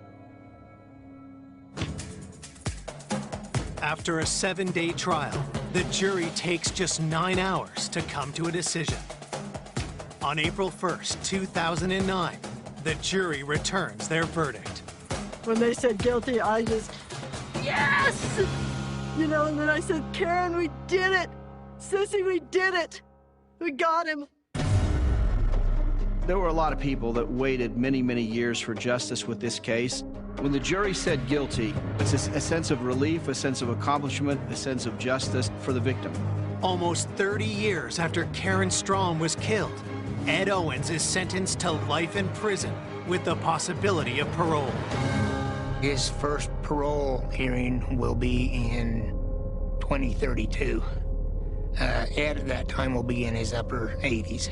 Ed will essentially be spending the rest of his life in jail. For Karen's loved ones, Ed may have taken her life, but he can never take Karen from their hearts. I think of Karen all the time. I have a picture of her on my bookshelf, and I know her energy is still there. I can feel it. She was just so kind and so caring. She was a beautiful person, a beautiful soul. You can never be the same again when somebody's ripped out of your life like that. And you have that hole, but you can heal from something like this. It is possible. But you fill that hole with life. And you hope you live a good life for her too, because she didn't get to.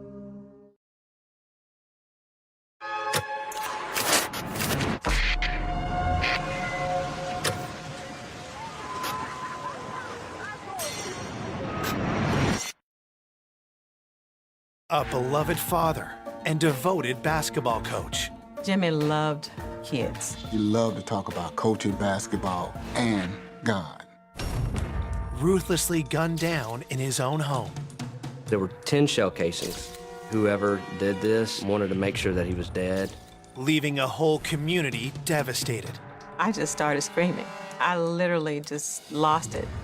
Detectives follow evidence down a twisted trail. It was what we call a whodunit. All the doors were locked to some fashion. There was muddy footprints coming into the foyer area.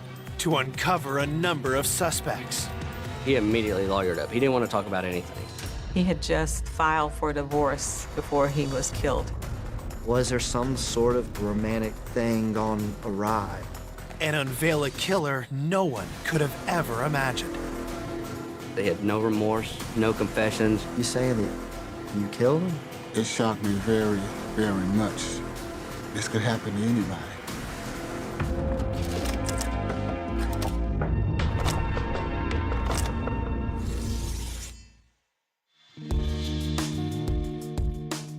Cordova is a peaceful suburb just east of Memphis, Tennessee. Its wide open spaces and strong church communities make it a haven for families. Cordova is one of those very safe neighborhoods. Kids riding up and down to the bikes. You honk at your neighbor and your neighbor waves. It's not a place that we're accustomed to seeing violent crimes. But in the winter of 2013, the town's carefree spirit is disrupted by a troubled call to police. The initial call came on a Friday morning from the principal at Ridgeway High School. Jimmy McClain had not reported to work.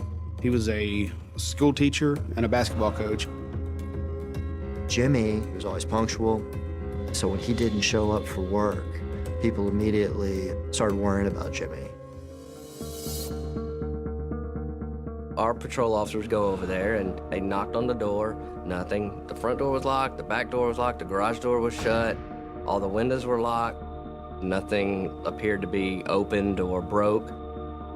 And then one officer was able to look in through some glass doors. And then he saw something that looked like a shell casing.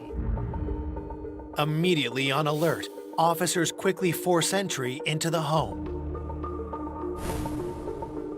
As soon as they made entry, they saw a black male on the floor with a lot of blood around him.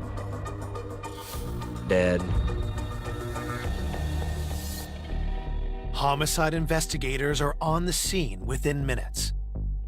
When I first arrived, we see a male victim laying in the den area of the house who appeared to have been shot multiple times. Whoever did this wanted to make sure that he was dead. Detectives find a wallet in the victim's pocket.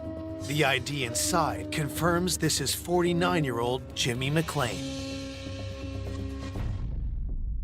The big thing that stood out at that time was the numerous shell casings that were scattered throughout the living portion of the residence. There were 10 shell casings, and they were all the same caliber, 40 caliber, but they were two different brands. That puts a theory in your head. Was there two shooters, you know, one brand in one gun, one brand in the other? Or was it just one shooter with mixed rounds? Detectives can find no murder weapon at the scene, but something else grabs their attention. There was muddy footprints coming into the foyer area, which we knew were not any of our officers' prints. We were able to lift those prints. I truly was hoping we could identify the type of shoe and the actual size of the shoe. There were no signs of fingerprints to the naked eye, so we were able to swab the doorknobs, both interior and exterior on the front door, for the presence of DNA. An exhaustive search of the house yields no sign of forced entry. We had no signs of robbery, no signs of burglary. The big thing to me was all the doors were locked to some fashion, meaning someone locked the door on their way out upon leaving the scene. That told me that most likely our suspect had a key to the residence. So once we realized that somebody had let themselves in, we were like, well, who's got access to these keys? Did Jimmy know the person who did this? Detectives also attempt to discover the approximate time the murder happened. We were able to find out there was a shots fired call that came in our dispatch around 8:50 p.m. 2 days before we found the body. So started making sense real quick, though, that that's probably when this happened. As police continue their investigation at the scene, Jimmy's sister, Easter, arrives. To this day, that is the absolute worst day of my life. It's the day I came around the corner and saw yellow tape around my baby brother's house, who I love so dearly.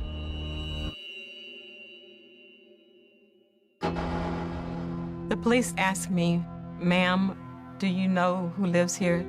I said, "My brother is my brother. Where's my brother?" Officers confirm Easter's worst fears and tell her that her brother has been killed.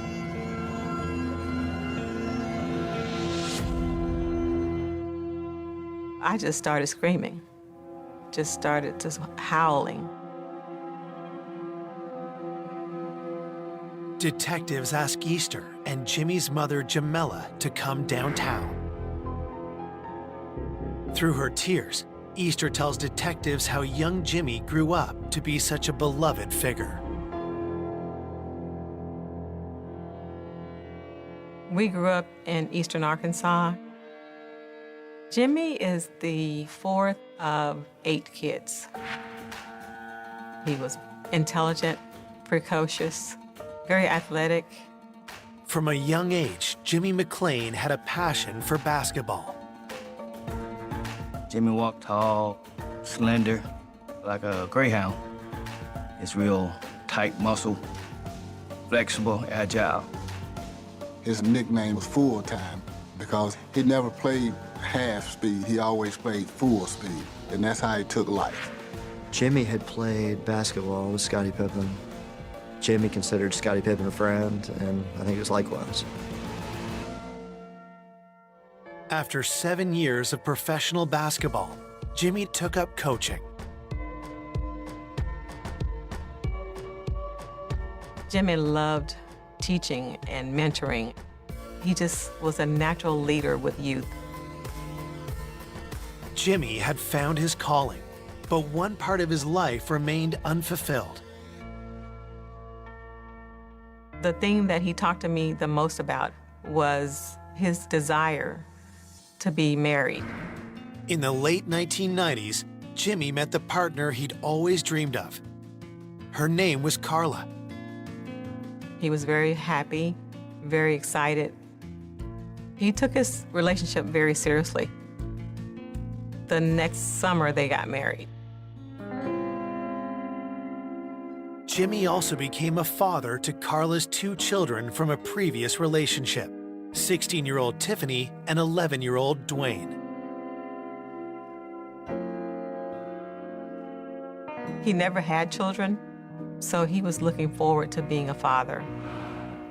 They all looked up to him as a mentor and as a father, and he spent a lot of time trying to be sure that they were on a good path. He talked to me a lot about the things he was going to do with Dwayne and Tiffany, and he especially wanted to involve Dwayne in summer basketball camps and so forth. He was very serious about being a good husband and a good father. Together with Carla, Jimmy raised Dwayne and Tiffany as his own. But after 8 years of marriage, cracks started to show in their relationship. Carla wanted the divorce at first. I do believe that the problems were related to something that occurred early on in their relationship. Initially, Jimmy had resisted the idea. I overheard Jimmy telling her that it doesn't make sense for us to be separated. There's nothing wrong, we're not having problems. But eventually, Carla and Jimmy split up, and after 4 years of separation, Jimmy finally agreed to make it official. I don't think I really got the full story about exactly what changed his mind and his heart toward her. But he had just filed for divorce a couple of weeks before he was killed. Detectives are suspicious. Was the timing just a coincidence? Or did Jimmy's looming divorce have something to do with his murder? We immediately thought we needed to talk to Carla. Had Jimmy and Carla been in some sort of argument or confrontation? Coming up, detectives unearth disturbing clues. There had been a scandal at the high school. Why are these numbers erased during the same time period as the homicide? And the truth blindsides everyone. We had found a needle in the haystack. They had admitted to killing a basketball coach.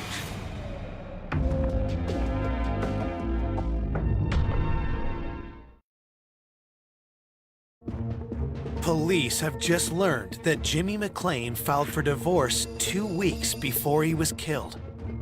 And now detectives need to know if animosity between Jimmy and his soon-to-be ex-wife Carla could have been a motive for murder. We had asked, Carla and Tiffany and Dwayne, her biological children, to come town. Dwayne and Tiffany wait in the next room while police talk to Carla, starting with her relationship with Jimmy. She says, look, we were going through a divorce, but it wasn't because he was doing anything bad. She said that we fell out of love. Carla tells police that when she and Jimmy were married in 2001, Jimmy treated her kids, Dwayne and Tiffany, like they were his own. But as they grew into their late teens, Carla and Jimmy's parenting styles started to clash. Carla did advise that Jimmy was really hard on her kids. Jimmy was very discipline-oriented, and she always took the side of the kids. In her eyes, they could do nothing wrong. She wasn't going to let Jimmy over-discipline. And some of the issues is what transformed into this growing away from each other. Detectives ask Carla directly if she stands to gain from Jimmy's death. She did advise that she had a life insurance policy through her work where Jimmy was on the policy and she would have been the beneficiary.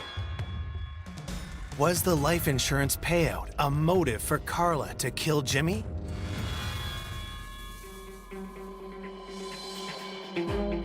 Knowing evidence from the crime scene suggests the killer let themselves in. Detectives need to find out if Carla still had access to Jimmy's home.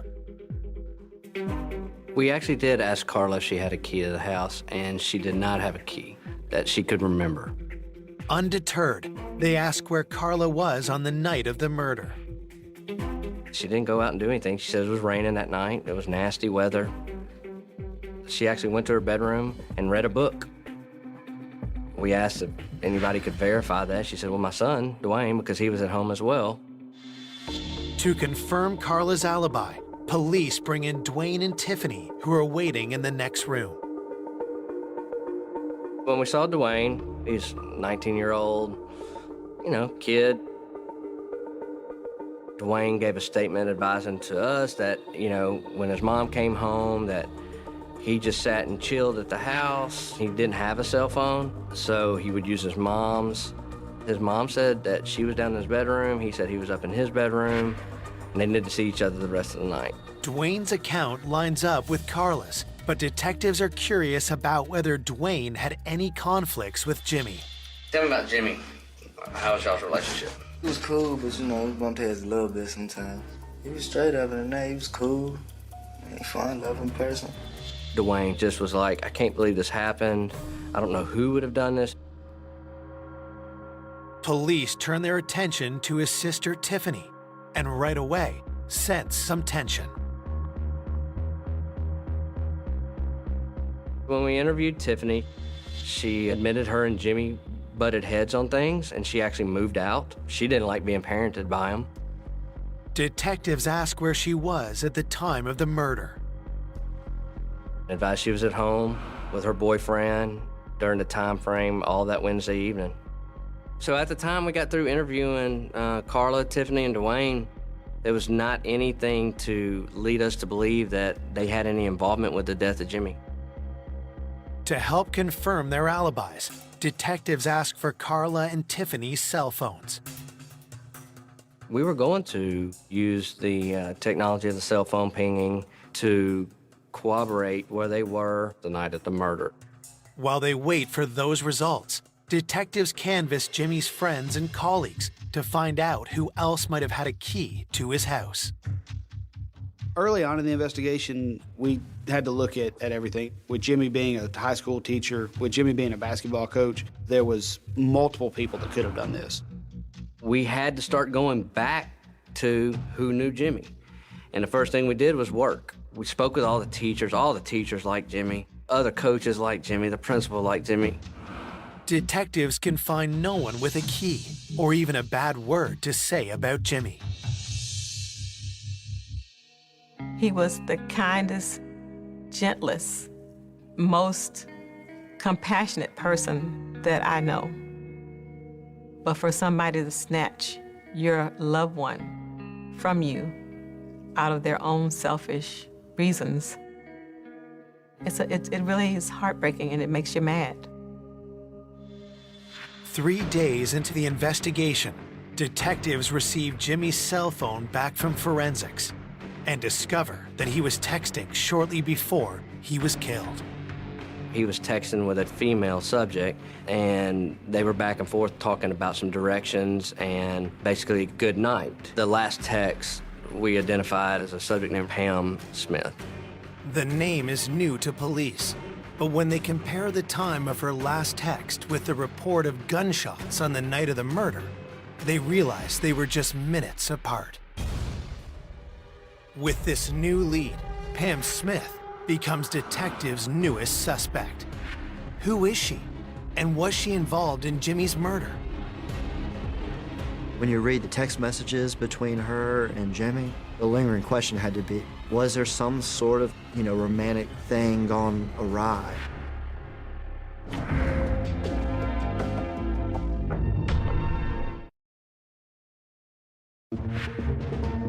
Detectives have just discovered that Jimmy McClain was texting with a woman named Pam Smith on the night he was murdered.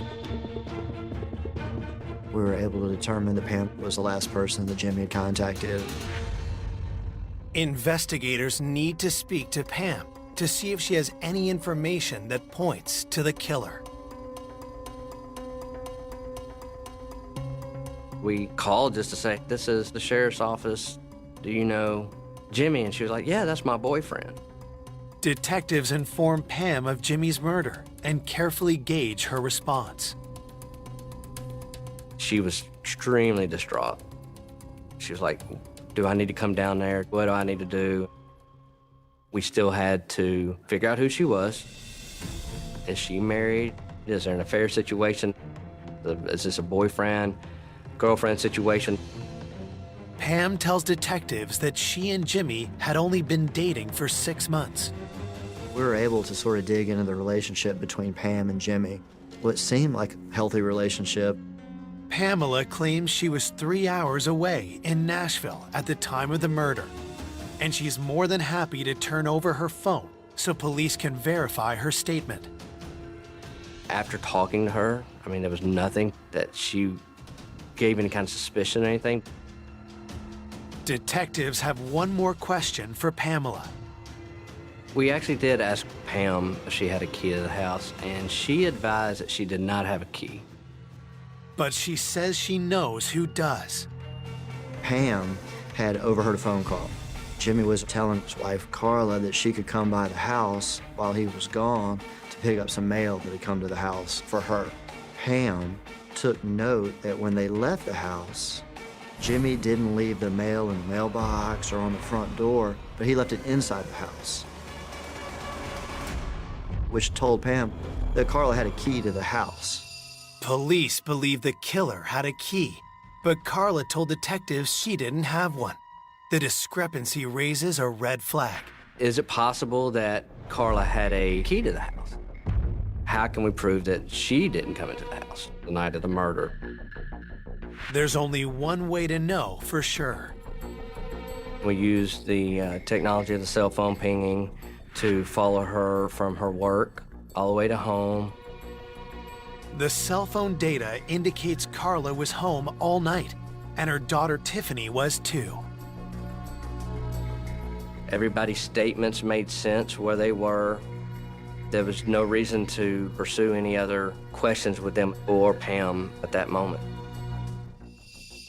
Before Carla and Tiffany can be completely ruled out, police must corroborate the calls and texts on their phones with the complete records from the cell companies. And those can take several days, depending on the circumstance. A week after the murder, Jimmy's loved ones pay their respects at his funeral. Jimmy's funeral was held at a local Church of Christ, probably a couple thousand people there. Jimmy touched a lot of people. Going to Jimmy's funeral was a tough process for myself. So many people loved him. The mystery of who could have killed Jimmy is on everyone's mind, and grief-stricken loved ones are desperate for answers.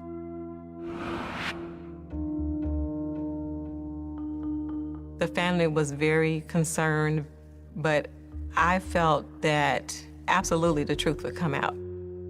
It was hard waiting, and hoping that they get that person before it's too late.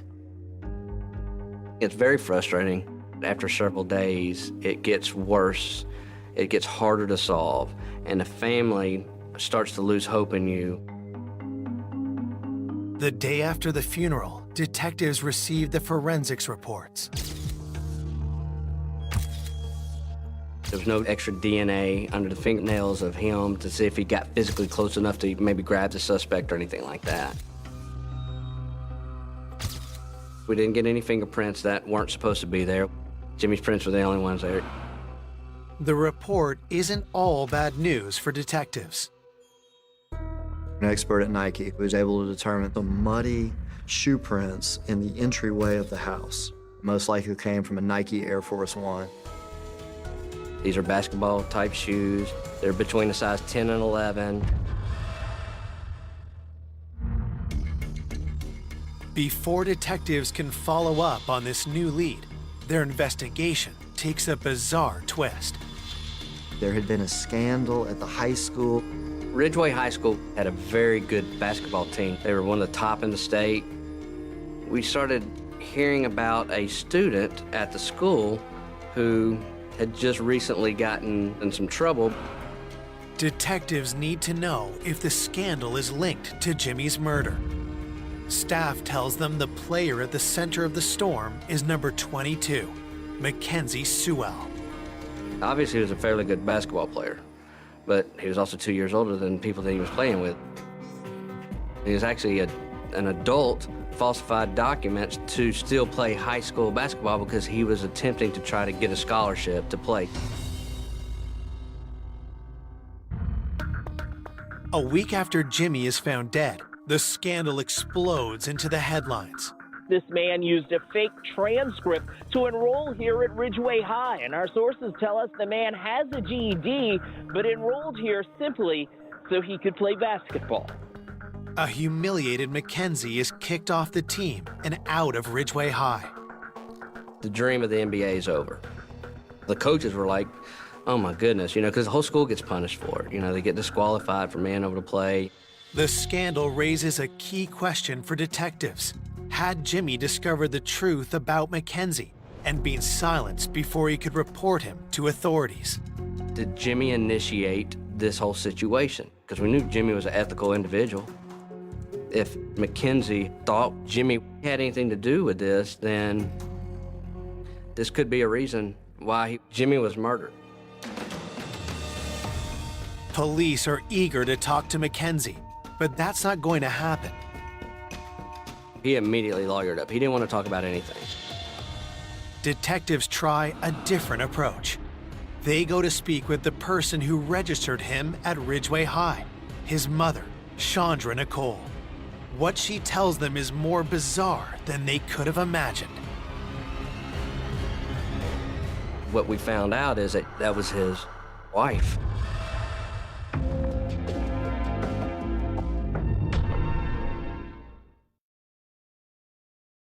Detectives hunting the killer of high school basketball coach Jimmy McClain are investigating whether a scandal involving one of his players is linked to his death. Now they discovered that the player's mother is actually his wife. She admits to helping Mackenzie falsify his age, but says it wasn't Jimmy who had discovered the deception. She had actually called in to say that he was falsifying records, that he wasn't supposed to be in the school because they had gotten into an argument.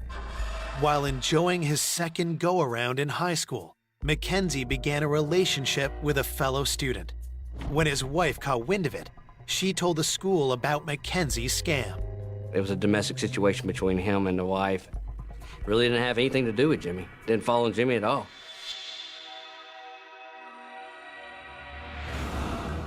Once again, a promising lead evaporates into thin air. And over a week into the investigation, police are starting over. I was back to square one again. I was starting to question myself and wonder, are we gonna get anywhere with this thing? I was starting to be concerned.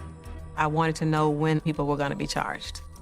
Just as investigators begin to fear the trail growing cold, they received the complete cell phone records for Jimmy's ex-wife, Carla, and her daughter, Tiffany. We had ordered direct cell phone records to corroborate the exact records that we had initially dumped. You're talking hundreds, even thousands of records at times to look through, to see if you can find where there's a discrepancy in something. After days of hard work, police get the break they've been praying for. Everybody else's phones were making sense, but Carla's phone did not make sense. We noticed there were actually people being texted between 6 and 9, 2 different phone numbers. And that was the time frame of the homicide. Those texts were conveniently erased off Carla's phone. So that automatically piqued interest. So we were trying to identify the 2 phone numbers that were deleted. We identified one of them as a subject named Robert, and then another subject named Heather. We looked up Robert real quick and found out Robert was a convicted felon for dope dealing. But why are these numbers erased the night of the murder? At that point, I felt it necessary to call Carla back in and talk to her again, and then further identify maybe Heather and Robert since we had names on them. When detectives press Carla about the texts, she tells them they belong to her son and Jimmy's former stepson, Dwayne. Detectives already know that Dwayne uses his mom's phone since he doesn't own one of his own.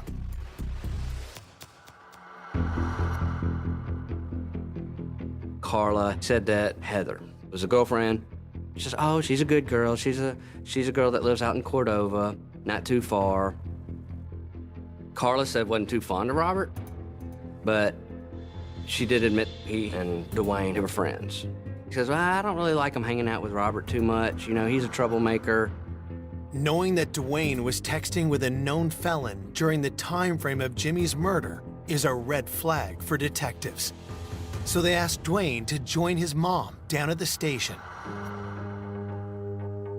The way we approached Dwayne was like, hey, we're having to kind of start over and get a more detailed events of the night. And he advised when his mom got home, he had the phone, he spoke with one of his friends, and then Heather came over. When detectives finish with Carla and Dwayne, they quickly contact Heather to see if she can confirm Dwayne's story. She said, I went to Dwayne's house that evening, later that evening. So she has confirmed that she went over there. It seems like it's another dead end. Yet when detectives follow up with a question about the basketball shoe print found at the crime scene, the interview takes a promising turn. We asked about the shoes, and she said, oh, Dwayne has these Air Force Ones, and he wears a size 10.5, which fit the crime scene. And at that point, she said, and I remember seeing those Air Force Ones out on the porch, but I hadn't seen them since then. She said, I even have a picture of them. And when she showed a picture, it was a picture of Dwayne staying in the kitchen with a AR-15 rifle and these Air Force Ones.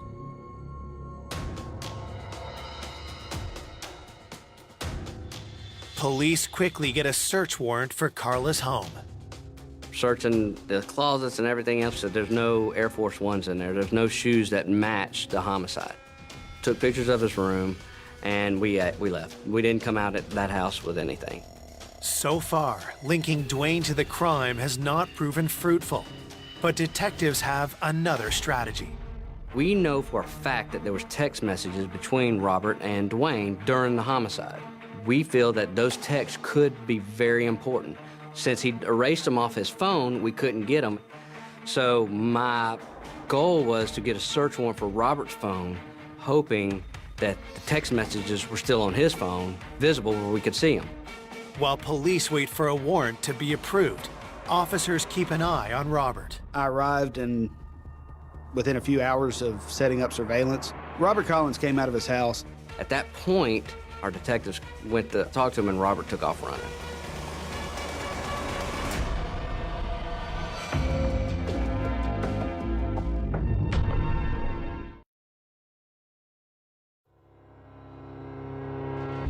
Detectives investigating the murder of Jimmy McClain believe text on the phone of convicted felon Robert Collins may point to the killer.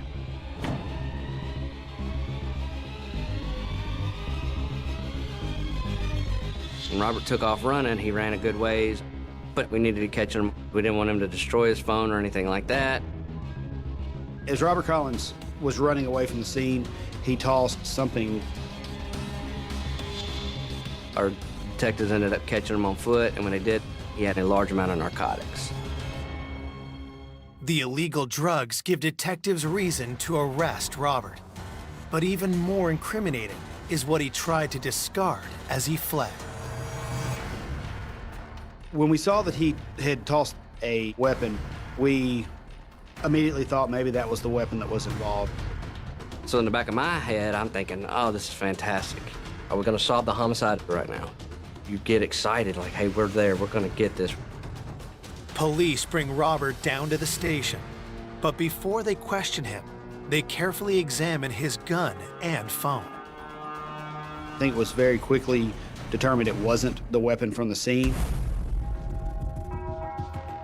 Still, detectives have plenty of leverage on Robert. He's a felon convicted with a handgun. Now he's got another handgun on him and a large amount of drugs. This could easily go federal. Maybe that could help us out. Maybe he'd want to work something out. He wouldn't budge on anything. I don't want to talk to y'all. Basically, he said, just put me in the jail cell. I'll go do my time. You just don't get that. That's just not normal. Is Robert trying to protect his buddy, Dwayne, or just himself? If he won't give anything up, detectives hope his cell phone might. I was hoping that the text messages were still on his phone. Started going through it. Well, Robert had erased his text too. But what Robert didn't erase were some pictures that we were able to get. The day before the homicide, Robert on his phone had a picture of a handgun. It is a similar gun, a .40 caliber Smith & Wesson Sigma, the same caliber used. What was unique about the handgun was not the handgun itself, but where the handgun was laying. And it was laying on a very unique bedspread. When I saw the bedspread, I was like, I've seen that bedspread before. I said, go get the search warrant pictures from when we picked Dwayne up. Well, as we scrolled through more pictures, we finally found a deleted picture that had Dwayne in front of the bedspread. So it tied it all in with the gun and the picture. Police now know the gun likely belonged to Dwayne or someone in his inner circle. But who used it to gun Jimmy down in cold blood? Detectives hope to find out from Robert himself.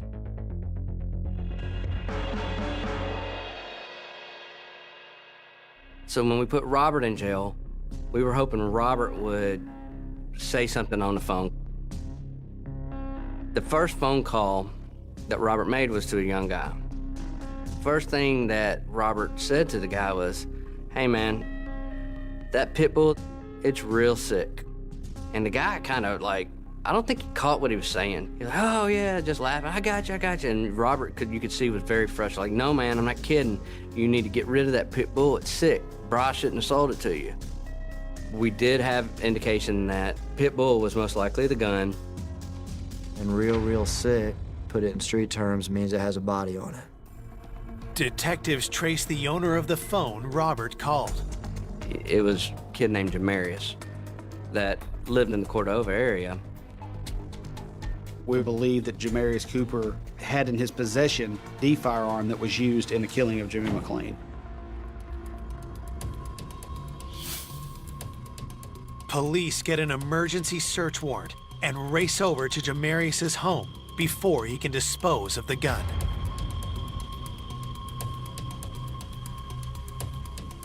When we got Jamarius Cooper's bedroom, we systematically started going through places that things could be hidden.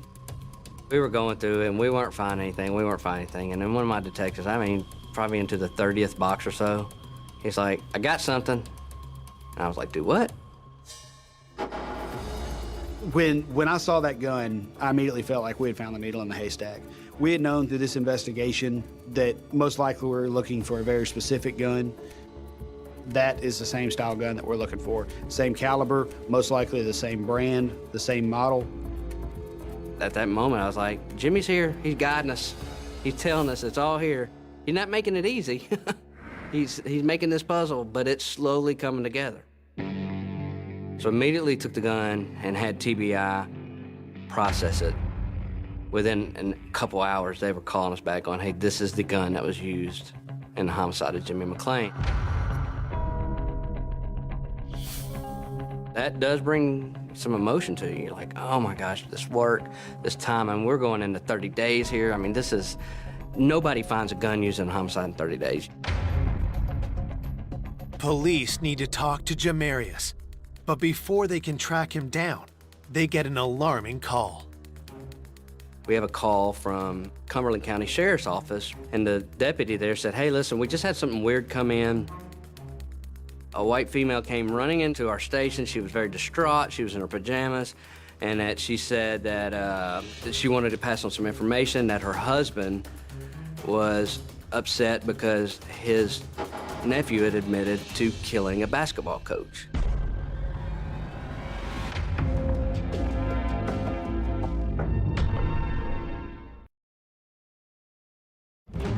Detectives investigating the murder of Jimmy McClain have just received an unexpected call from a sheriff's office 5 hours away.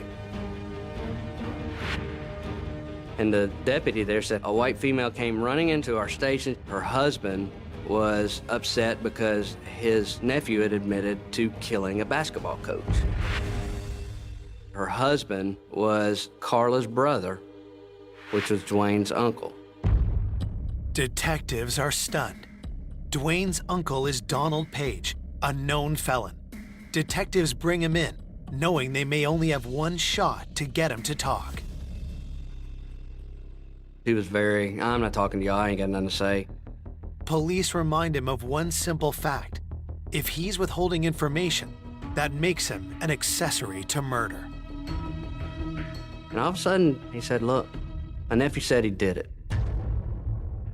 Dwayne had, in fact, taken him aside and said, Unc, had to handle my business. And Donald said he looked at him and said, are you saying that you killed him? Dwayne said to him, I had to stand up for my mom. Dwayne, he loved his mom. They were having some financial issues, and Dwayne thought that if this divorce could just be done with, I could get the money from the house. And I think Dwayne took it upon himself to do whatever he wanted to do, and which unfortunately led to the homicide. There was tension between Jimmy and Dwayne already. So there was that divorce, money, financial implication, motive. With an accessory charge hanging over his head, Donald agrees to testify against his nephew. At that point, I called the prosecutor and told him what we had, and he said, I think it's time to go lock up Dwayne Moore for homicide.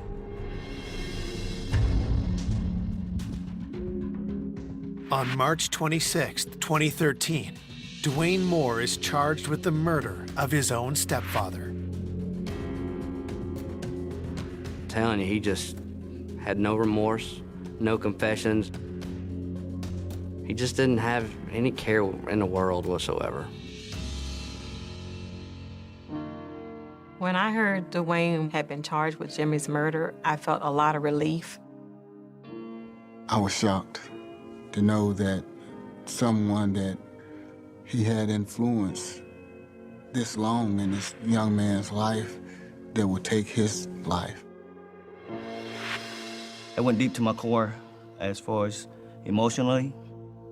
This was unbelievable because of who Jimmy was. 14 months later, Dwayne Moore stands before the Memphis judge and jury. The prosecution lays out what they believe happened the night of the murder.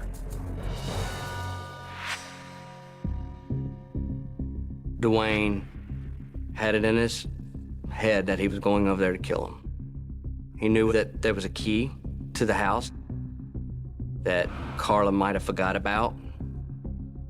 I think he waited until he saw Jimmy pull in, let himself in that front door.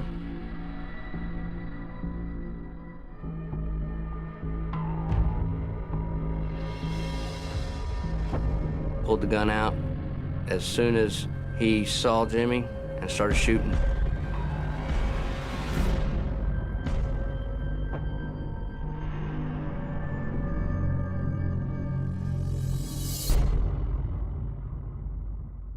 I think he did it in about 5 minutes at the most. I think he just went in there and started blasting away. To try to imagine what Jimmy must have gone through in the final moments that he was living is extremely painful. The awful terror he must have felt, knowing that his life was about to end. On June 27, 2014, Dwayne Moore is convicted and sentenced to 22 years in prison without the possibility of parole.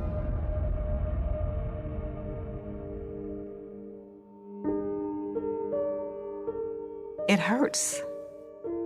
It hurts that somebody thought so little of my family, that they could take somebody so precious to us. While Jimmy's family still misses him every day, his love for educating young people lives on. To honor Jimmy's memory, we established a scholarship in his name at the University of Arkansas at Conway. I think Jimmy will want to be remembered by being a godly man, a kind man, and a peaceful man. That's what helps me to try to let the anger go. Don't be mad. Just thank God that he was here and that he was my brother for as long as he was. I miss him and I love him.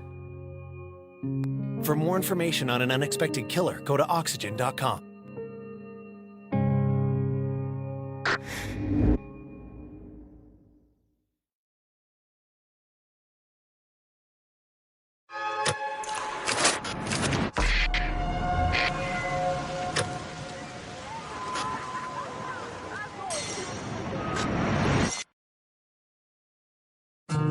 A woman enjoying retirement after a lifetime of hard work. My mother did very well for herself. She was a very strong-willed woman. Nina was quirky. I can't tell you how much she loved frogs and Elvis Presley and country music. She just marched to her own drum and did her thing. Found brutally murdered in her home. He stabbed her 24 times. There was blood throughout the house. It's like living in a bad horror movie. A dangerous predator eludes police. She had been sexually assaulted. Our victim potentially knew who the suspect was. I kept asking them, is this going to be a cold case? And they kept telling me, we're not done yet. DNA evidence leads to a shocking realization. It was a match to another murder. The thought that we had a serial killer here in town scared the hell out of me. And a suspect no one saw coming. To call this an unexpected killer is an understatement. That's like every person's nightmare. It hit me like a ton of bricks.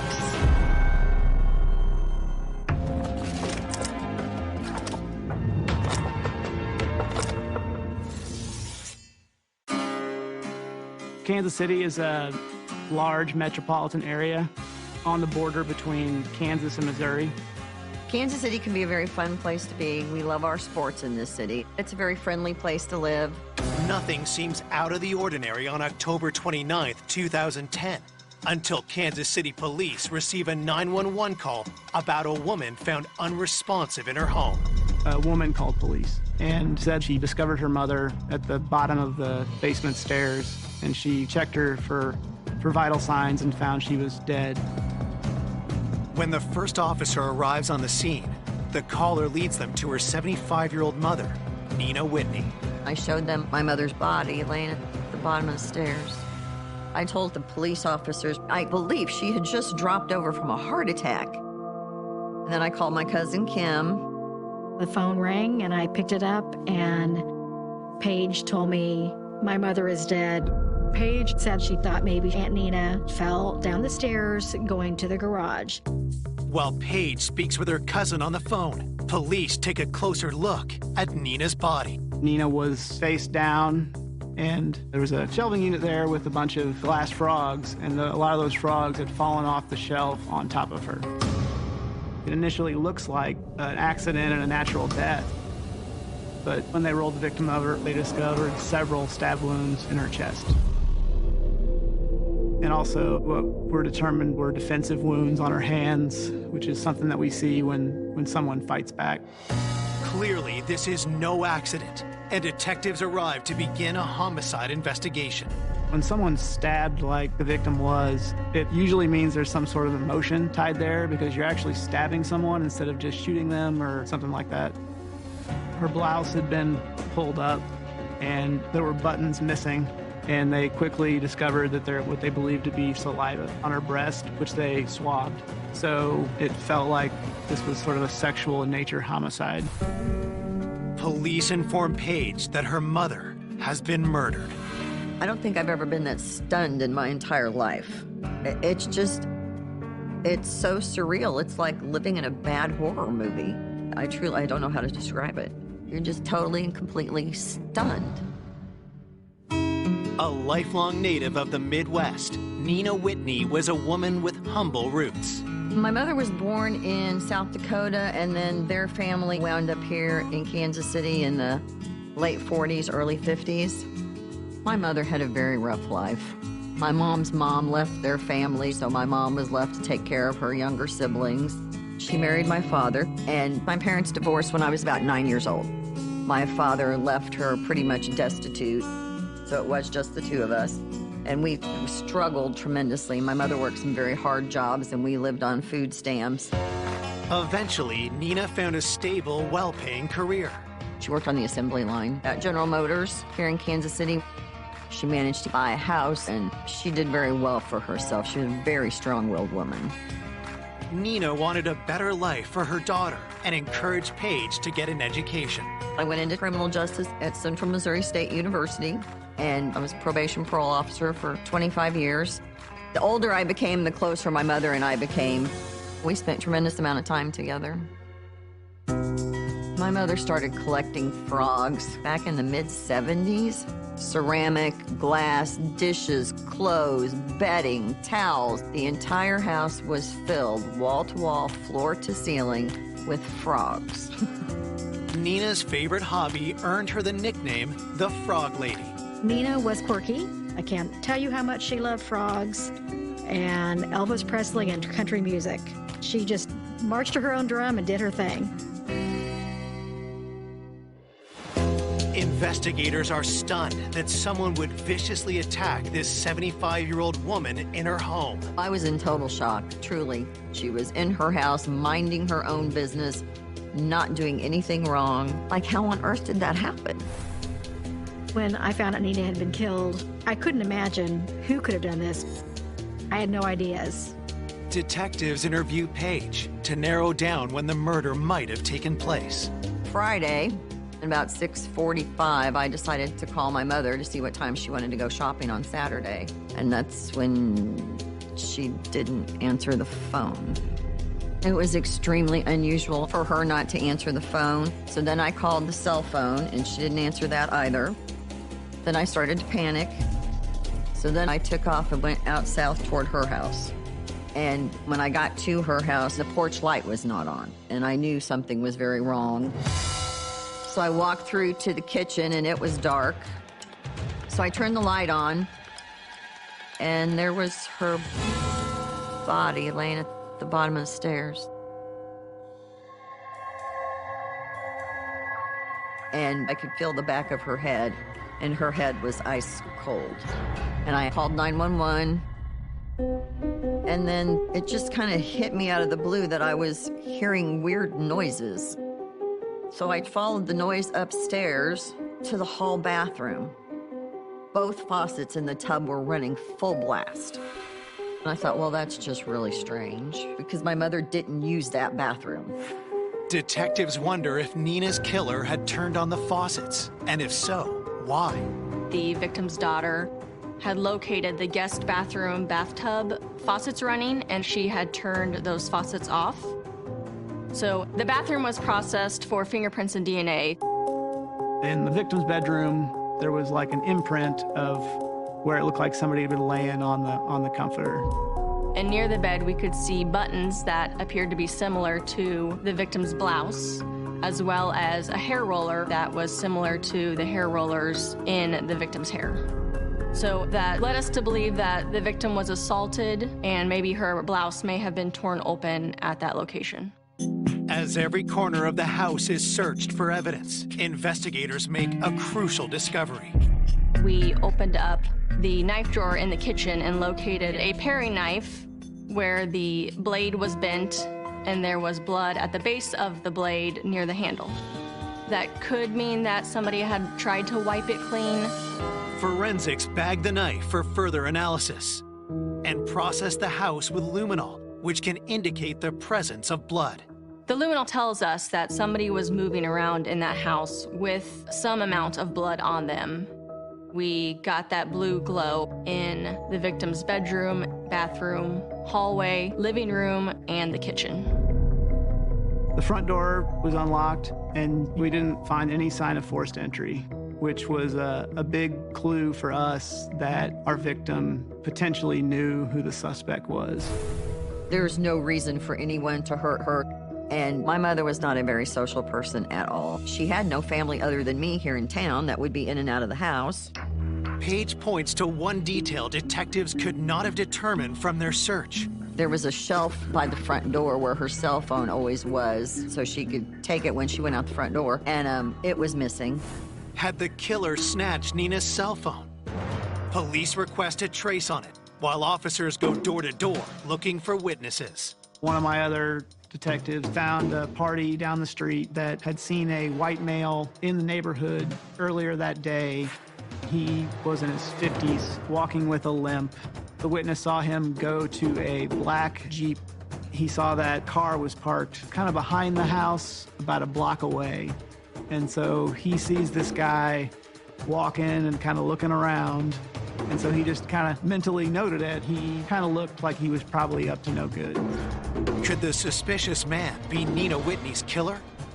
As they start to track him down, detectives catch a break. We found that Nina's phone was still on and still being used in South Kansas City. We were able to do surveillance and observe the person using our victim's cell phone. Coming up, a break in the case reveals a potential serial killer. We had another homicide. There were zip ties that have been used for bindings. He's terrorized an entire community. And a grieving daughter takes matters into her own hands. I did feel a need to help them investigate my mother's homicide. If she didn't get the answers, then she kept asking. In my gut, I just knew that was him.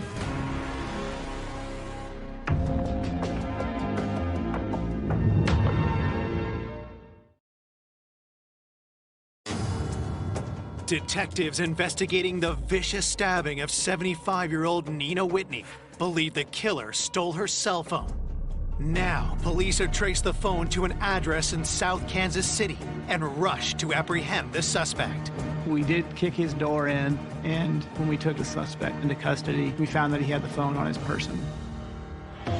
The suspect goes by the nickname Lil Mickey. Police demand to know how he came into possession of a murdered woman's cell phone. He told us he was walking down the street pretty close to our victim's house and found that phone laying in the grass. He said he didn't make the most money in the world and was just glad to have a cell phone that was working and started using the cell phone. Skeptical of his story, investigators ask him if he killed Nina Whitney. Little Mickey adamantly denied being involved in any sort of violence with our victim or anything where someone was harmed or killed. We asked him, could you have bought this phone off somebody else? Did you get it from a person? Despite hours of questioning, Lil Mickey stands by his story. His story was, I found the phone there in the grass and picked it up. Police want to know his whereabouts at the time of the murder. Based on her lights being off in the house, we believe Nina's murder happened during daylight hours. And he did provide an alibi, a female that he had been with that day. Investigators have no grounds to detain Lil Mickey any longer. but they obtain a sample of his DNA just in case. He wouldn't seem like he would have a motive to commit this type of crime, but we still had to do our due diligence. The next day, police tracked down the woman he used as his alibi. So we talked to her. The information she was able to provide, it matched up with what he had been saying. With Lil Mickey looking unlikely as the killer, detectives turned back to the theory that Nina knew her attacker. It was obvious that she had let someone in the house because there was absolutely no forced entry. We had to look at Nina's history and try to figure out who she would have let into the house. And we also had the witness that had seen a white male in the neighborhood. My supervisor thought that a composite sketch would be a good thing to pursue in this case. The witness willingly came down to police headquarters and met with our sketch artist. She sat with him and gave a pretty good-looking composite sketch of what he believed the party looked like that he saw that day. We showed Paige that picture, and she looked at it for a long time, but didn't necessarily jog her memory about who it could possibly be. The individual did not look familiar to me at all. I could not for the life of me think of anyone who fit that description. Investigators can't be certain if the man seen by Nina's neighbor is the killer. But with few quality leads, police decide to release the sketch to the media. I was the publisher and editor of the Cass County Democrat-Missourian. We all know that police sketches are an unexact science. However, I think they can be very useful. So we had run the sketch in the newspaper to put that sketch out to a larger audience. As the sketch goes public, detectives work with Paige to come up with a list of people that Nina would have had a reason to let into her home. She'd had quite a bit of work done on the house in the last year or so there had been lots of people in and out working on the house.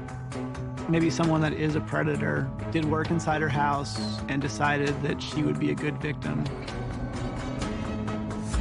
Paige went back into Nina's home and went through all of her records to show us dates and times when she had stuff done at her house.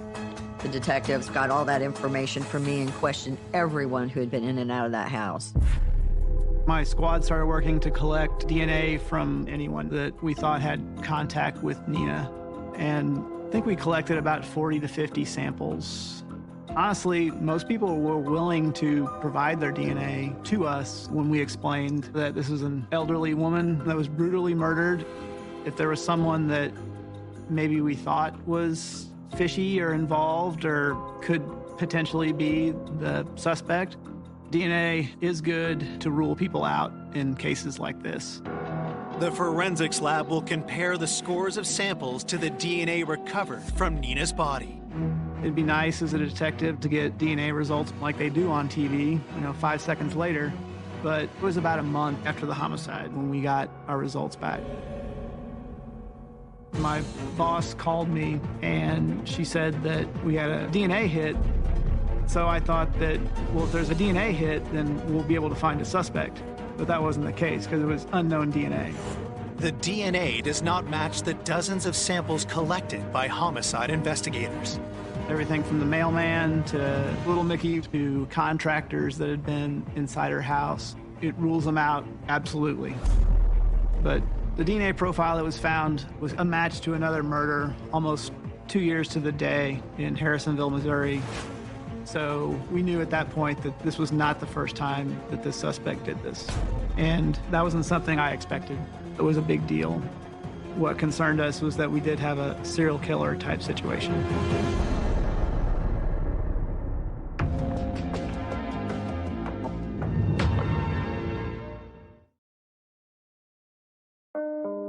One month after the murder of Nina Whitney, DNA taken from the crime scene is matched to another homicide in the national database. It was a match to another unsolved murder in Harrisonville, Missouri. It's a smaller town about an hour south of Kansas City.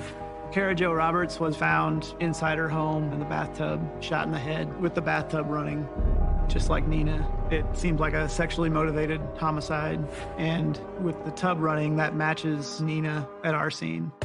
Police decide to keep this explosive new information under wraps.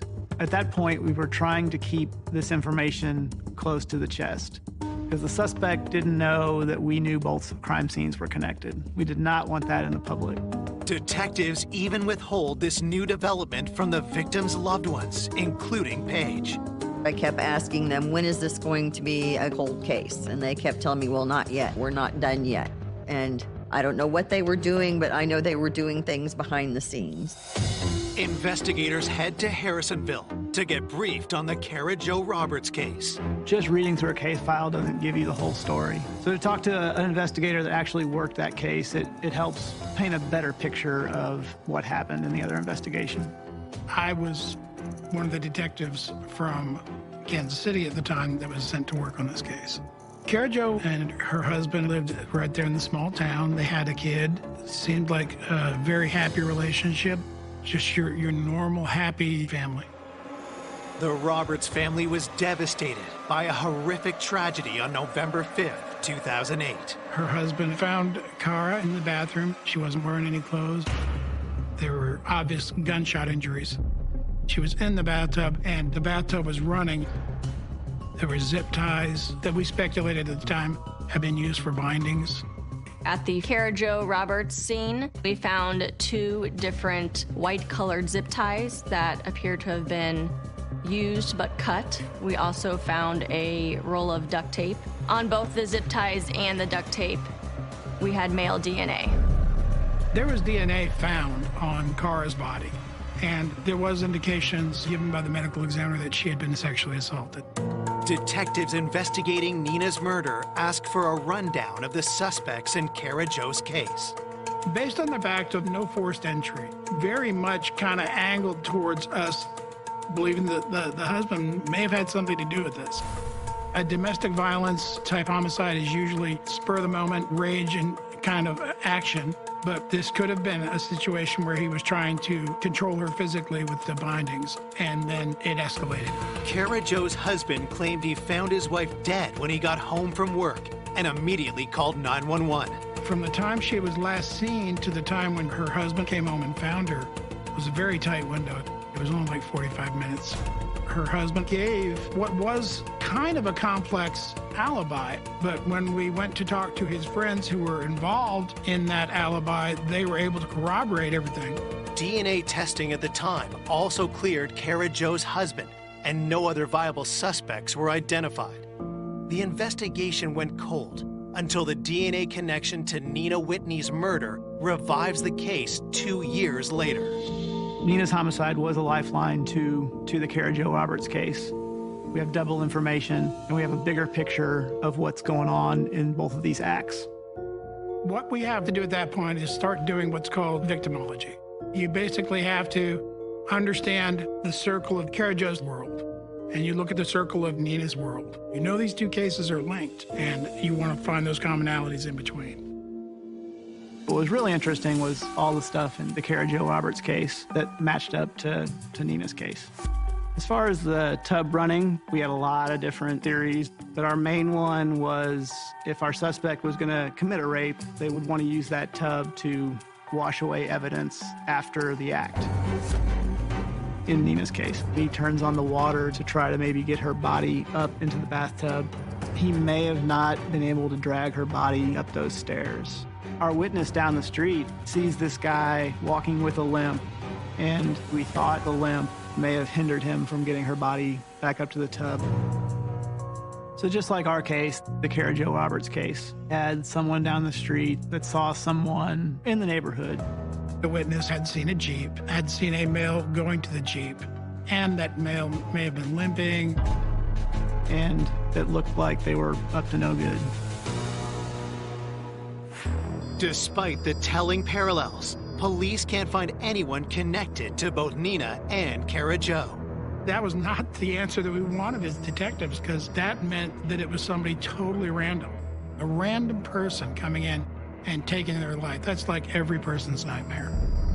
In a case like this, where you know there's a suspect out there that could do this again, it makes it even more urgent to try to catch the person. So you're grasping at straws, looking for any leads, any information, any help you can get to try to solve a case like this. You can only work with what information you've got coming in, and there wasn't any new information coming in at that point. Running out of options, detectives turn to the one person who might be able to connect the two victims. Detective Blank called me, and he said, "Paige, I have something to tell you." And what he told me was more horrifying than my mother's homicide. That scared the hell out of me.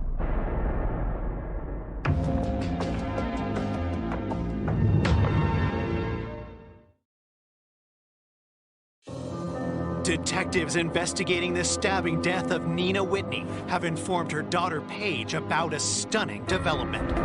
Detective Blank told me that there was a DNA match from the saliva they found on my mother's shirt to DNA that they found on Kara Roberts in Harrisonville. Kara had been raped, put in the bathtub, and then shot in the back of the head. The thought that we had a serial killer here in town is enough to cause panic for every female in this city. We provided information from both crime scenes to Paige. And that's not something we would normally tell our victim's daughter. But in this case, Paige was a probation and parole officer. She is savvy in law enforcement, so we thought we could trust her with that information. We wanted to see if anything in her memory would be jogged to try to figure out if there's any common people, common locations that both victims would have known or gone to. At the time, I thought it had to be someone who targeted my mother specifically. But when they showed me the evidence in Kara's case, there's just a million things to think about when you're trying to come up with a profile for someone like that. There wasn't much there that seemed to be connected between the two victims. There wasn't an aha moment in that meeting at all. It's been 5 months since the murder of Nina Whitney, and investigators are desperate for a break. They turn back to the composite sketch of the man with the limp seen close to Nina's house. I wasn't necessarily a believer in the composite sketch thing. People make their own determination on whether they think the information they have is valuable to a case. They see that sketch and they decide, well, this guy's got glasses and the guy I know doesn't have glasses. And so the danger in that is that that person may have information, but that person may be turned off by the sketch. We had run the sketch in the newspaper, but really that sketch hadn't brought in a lot of leads. Despite their reservations, police hope that more people will see the sketch on billboards around the city, and someone will identify the suspect. They were able to put that picture along 71 Highway, along with our tips hotline. The number of tips that we received on this case based on that sketch were not as numerous as you would think. All of them have to be followed up on, because there could be something there that you're gonna miss if you don't take those tips seriously. Weeks pass as investigators chase down leads that go nowhere. The lack of progress takes a heavy toll on Nina's family. I was really angry that she died in her own home in that terror and that panic, helpless and alone and fighting for her life. 24 hours a day, 7 days a week, I think about my mother's last few minutes of life. I know the neighbor was home next door and nobody heard my mother screaming. I wake up to the sound of her screaming 2, 3 o'clock every morning. It doesn't go away. It does not go away. There's nothing worse than having to tell a family member, I'm sorry, there's no new information coming in, because they're frustrated. They're of the mindset that, why aren't you out there doing something? At her wit's end, Paige summons the strength she learned from Nina growing up and takes it upon herself to search for the killer. The investigation was not moving fast enough to make me happy, so I did feel a need to help them investigate my mother's homicide. I drove around the city and went to every antique shop, every flea market, every thrift store I could think of where she liked to shop. She was looking for that white male walking with a limp and that black Jeep. And Paige was seeing black Jeeps like that everywhere. I would take pictures of all the cars that looked like black Jeeps and all the license plates on those vehicles and forwarded all of those to the detectives. Paige made it her job to be involved, and if she didn't get the answers, then she kept asking.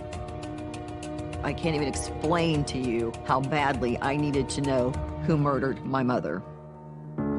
Despite Paige's efforts, 6 months after her mother's death, the investigation starts to go cold. Those kind of unsolved cases in Kansas City leave an entire metro area on edge. As the days turn into weeks and weeks turn into months, how do you keep that case alive within the pages of your newspaper? Most of our weekly papers did not include an update because there was nothing to update in the case. I kept thinking, this is going to be a cold case. I'm never going to figure it out. I'm never going to figure it out. You always hope for them to get information to catch a suspect quickly, but I just couldn't fathom who would have done it. I had no suspects in mind. I drove around and took pictures of the billboards because I wanted to make sure I got pictures of them before they had taken them down. But the sketch concerned me because I don't know if that description was accurate. I thought there's just so many questions that I will never have answers to. Suddenly, 1 month later, Paige has a realization. May 26th, 2011, I was driving down 71 Highway in rush hour traffic, and I just happened to glance up and look at the lower half of the billboard, and I swear to you, it hit me like a ton of bricks. Like lightning had come out of the sky and hit me in the head. It literally all fell into place as I'm driving down the highway.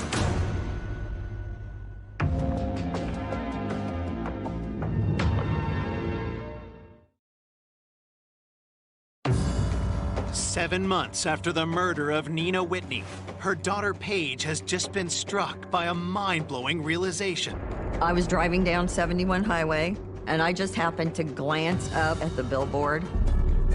Prior to that, when they showed me the sketch, the individual did not look familiar to me at all. I just focused on the lower half of his face and the chin, and it just an epiphany. It was Jeff. Jeff Moreland was a boyfriend that I had for 3 years while we were in college. We met in 1983 at Central Missouri State University, had a relationship for 3 years. Jeff and I met in a criminal justice class. He was as sweet and charming and funny as he could possibly be, and I truly fell head over heels in love with him. Once I got my graduate degree, I became a social worker, and Jeff went on to become a police officer. He loved being a police officer. That was his ideal dream job. Paige and Jeff broke up after 3 years of dating, much to her mother's dismay. My mother absolutely adored him. For years after we dated, my mother told me she wished I had married him. I know if he showed up on the doorstep, she would happily have let him in the house. Could Paige's ex-boyfriend from 2 decades prior really be the sadistic serial killer detectives have been hunting for?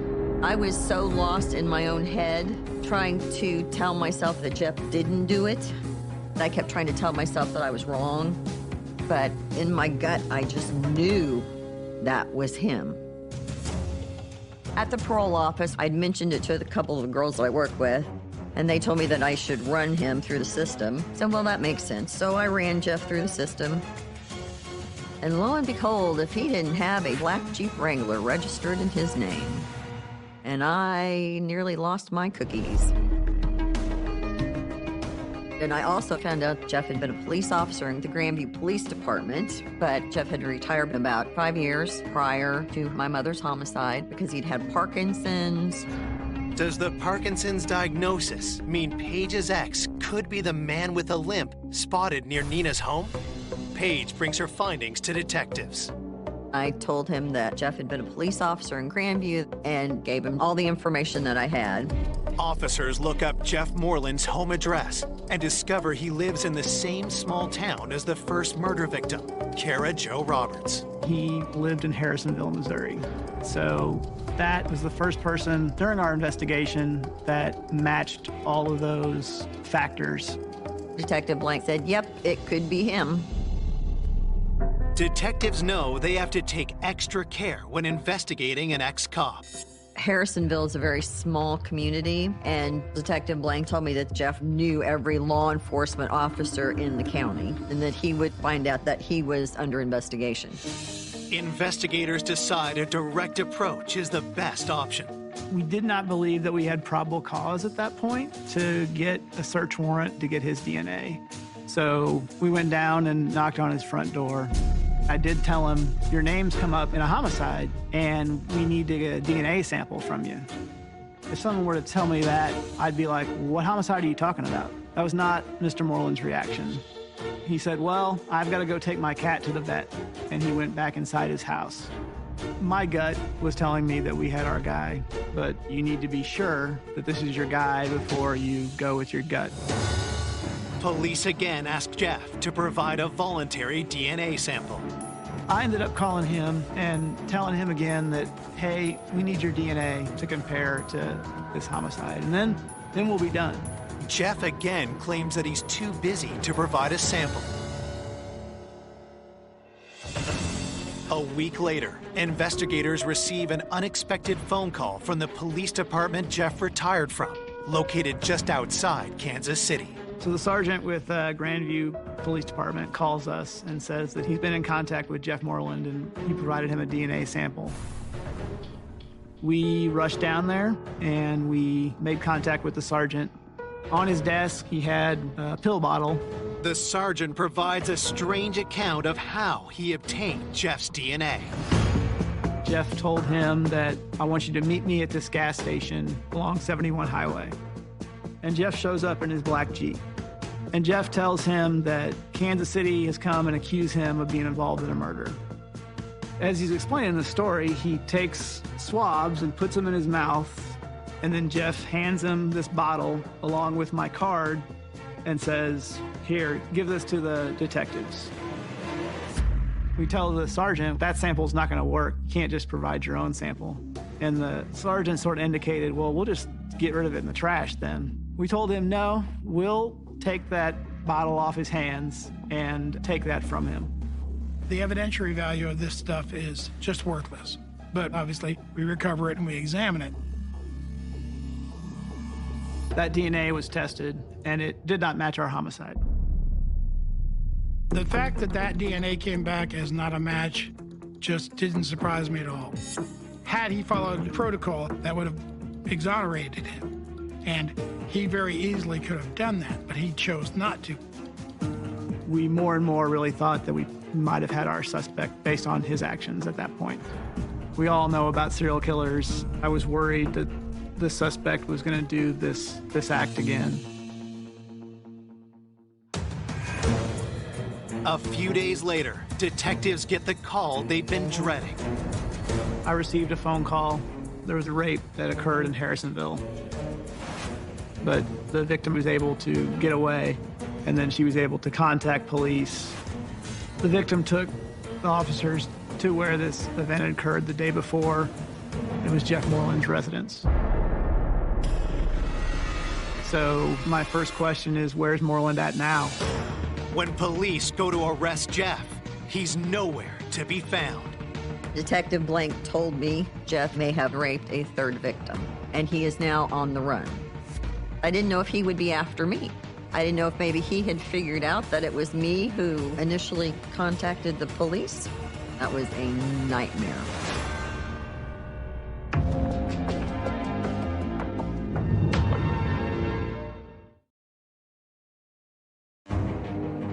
Former police officer Jeff Moreland is the prime suspect in the murders of Kara Jo Roberts and Nina Whitney. Tragically, a third woman has now been attacked, but Jeff has disappeared, and investigators fear he may strike again. When I heard that he had taken off, I was worried about Paige. The detectives told me they truly did not know where he had gone or what he knew. I told Detective Blank he would probably find Jeff in Iowa near his family. As Paige predicted, a trace on Jeff's cell phone leads police to a motel in Iowa. He had taken a bunch of over-the-counter sleeping pills. He tried to take his own life and then ended up in a hospital in Des Moines. Jeff survives the suicide attempt, and he is taken into custody by local police. We headed up there to Iowa to get Mr. Moreland's DNA. We drove all the way back from Iowa with it. We wanted to be sure he wasn't going to get out of custody or bond out or whatever. And then the next morning, we got the DNA results back. We told Paige that his DNA matched both crime scenes. Jeff is, in fact, involved in the murders of Kara Jo and Nina. It just blows my mind. And it was beyond all comprehension to me. This was 2010 when he murdered my mother. And Jeff and I split up in 1987. I had no idea what Jeff would become. The last time I actually saw Jeff was in 1994. He told me then that he periodically would patrol up and down my mother's street just to make sure that everything was okay. And at the time I thought, oh, that's so sweet. But now looking back on it, I just don't know. Jeff Moreland is charged with the murders of Kara Jo Roberts and Nina Whitney and the sexual assault of the third victim. Soon after laying charges, investigators learn about the source of Jeff's phony DNA. We were contacted by Jeff Moreland's ex-wife, and Jeff Moreland had a daughter with this ex-wife, and that daughter was engaged to someone. And that guy said that Jeff had called him out of the blue, and Jeff told him that he needed a sample of his DNA for a paternity test because someone was accusing Jeff of being the father of a kid. And so he provided a DNA sample and gave it to Jeff Moreland. Then, Jeff tricked the Grandview police sergeant with some sleight of hand. So the sergeant provided us a formal statement where he said he wasn't able to see Moreland's hands at all times when Moreland was taking a sample of his DNA. Jeff's attempted deception backfires, only giving prosecutors more evidence against him. There's nothing for the defense to attack. There's nothing to be argued because the physical evidence was just overwhelming. I think it also says a lot that Jeffrey Moreland had 0 witnesses in his defense at the trial. He got life without parole plus 50 years consecutive on Kara Roberts' homicide. And then he got 10 years for armed criminal action and 20 years for murder second on my mother's case to run concurrent.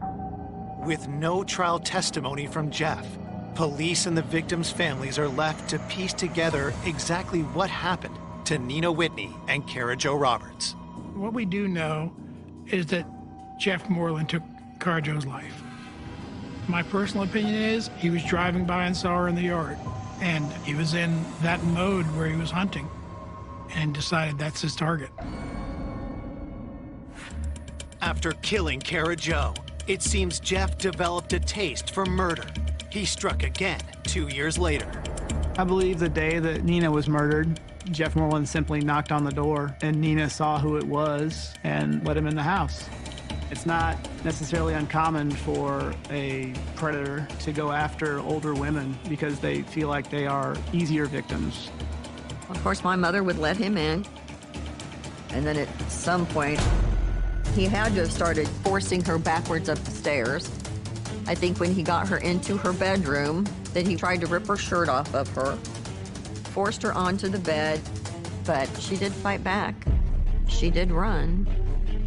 My mother went running down the stairs. He chased her. He stabbed her 24 times. The kill shot was here through the throat. At some point, he turns on the water to try to maybe get her body up into the bathtub to wash off his DNA. But at that point, he knew with his Parkinson's acting up that there was no way he was going to be able to take her body back up 2 flights of stairs and put her in a bathtub. And then he went upstairs to clean the knife off, put the knife in the kitchen drawer, and went out through the sliding glass door. Investigators believe that before he left, Moreland stole Nina's cell phone to throw police off his trail. He has the presence of mind to grab that phone and throw that phone in the grass a quarter mile away from Nina's house. He knows that the investigator is going to be caught up in that phone as sort of a way to lead us away from him. I did not know for 8 months who murdered my mother. The 8 months that I spent not knowing made me insane. When you have families that do their investigations, sometimes it's not the best. But Paige being involved was actually good in this case because she was actually the person that found Jeff Moreland. I can't even explain to you how grateful I am. Between my mother's neighbor and the sketch artist, I would have never figured it out. Never would have figured it out if it hadn't been for the two of them. To call this an unexpected killer is almost an understatement. Jeff Moreland terrorized an entire community.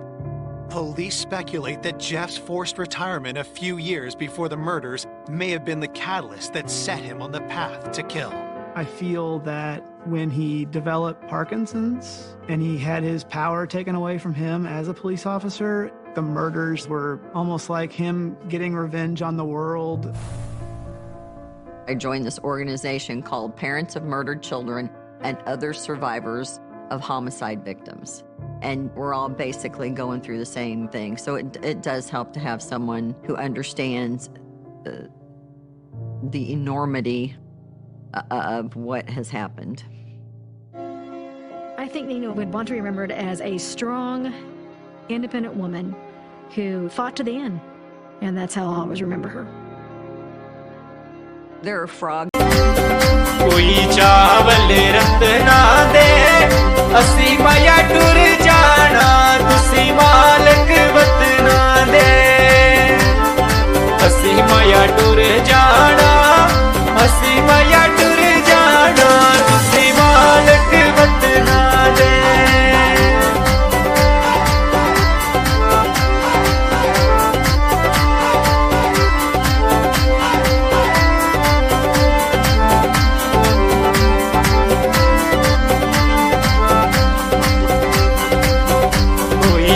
लवे मोरोंदा तेरे पीछे कानू rule दे जे कोई तेरे जे आयो रोंदा तेरे पीछे कानू rule दे तेरे पीछे कानू रुल दे जे कोई तेरे जे आयो रोंदा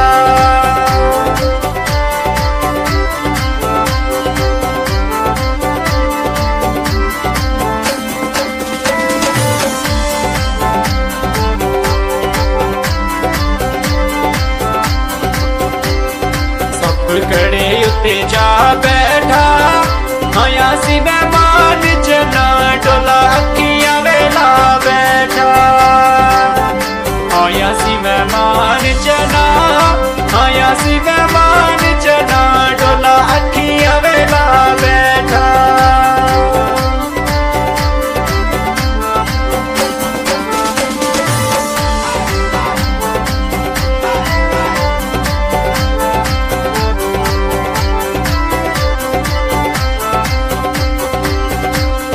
हाल फकीरां दा दिल नूं वे चंगा लगदा एक माई कश्मीरां दा दिल नूं चंगा लगदा दिल नूं वे चंगा लगदा एक माई कश्मीरां दा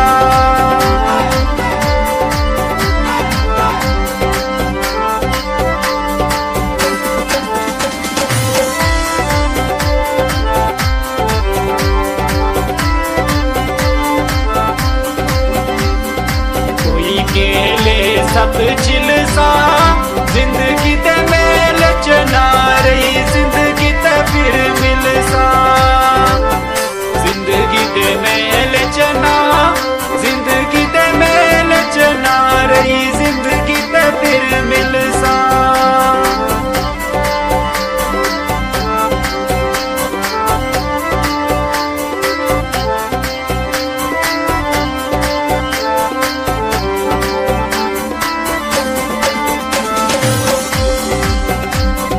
खाली बेचा पीती सोने लोकां ने दुनिया तबाह की थी सोने लोकां ने दुनिया तबाह की थी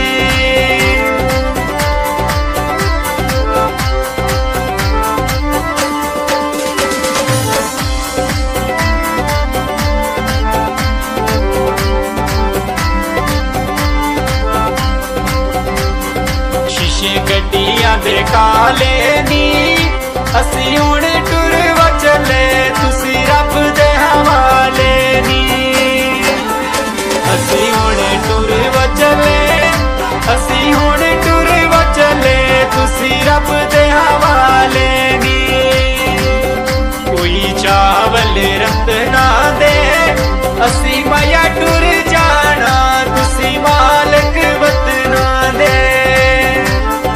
असी माया टुर जाना असी माया टुर जाना तुसी मालक वतना दे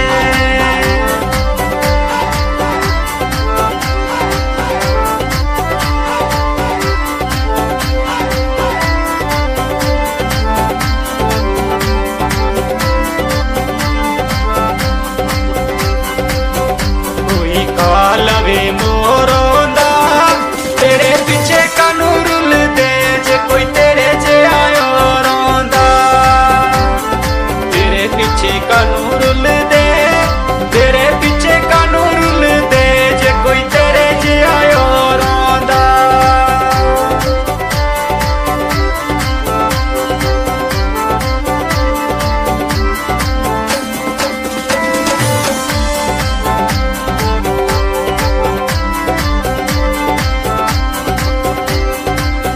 कड़े उत्ते जा बैठा आया सी मेहमान जना डोला अखी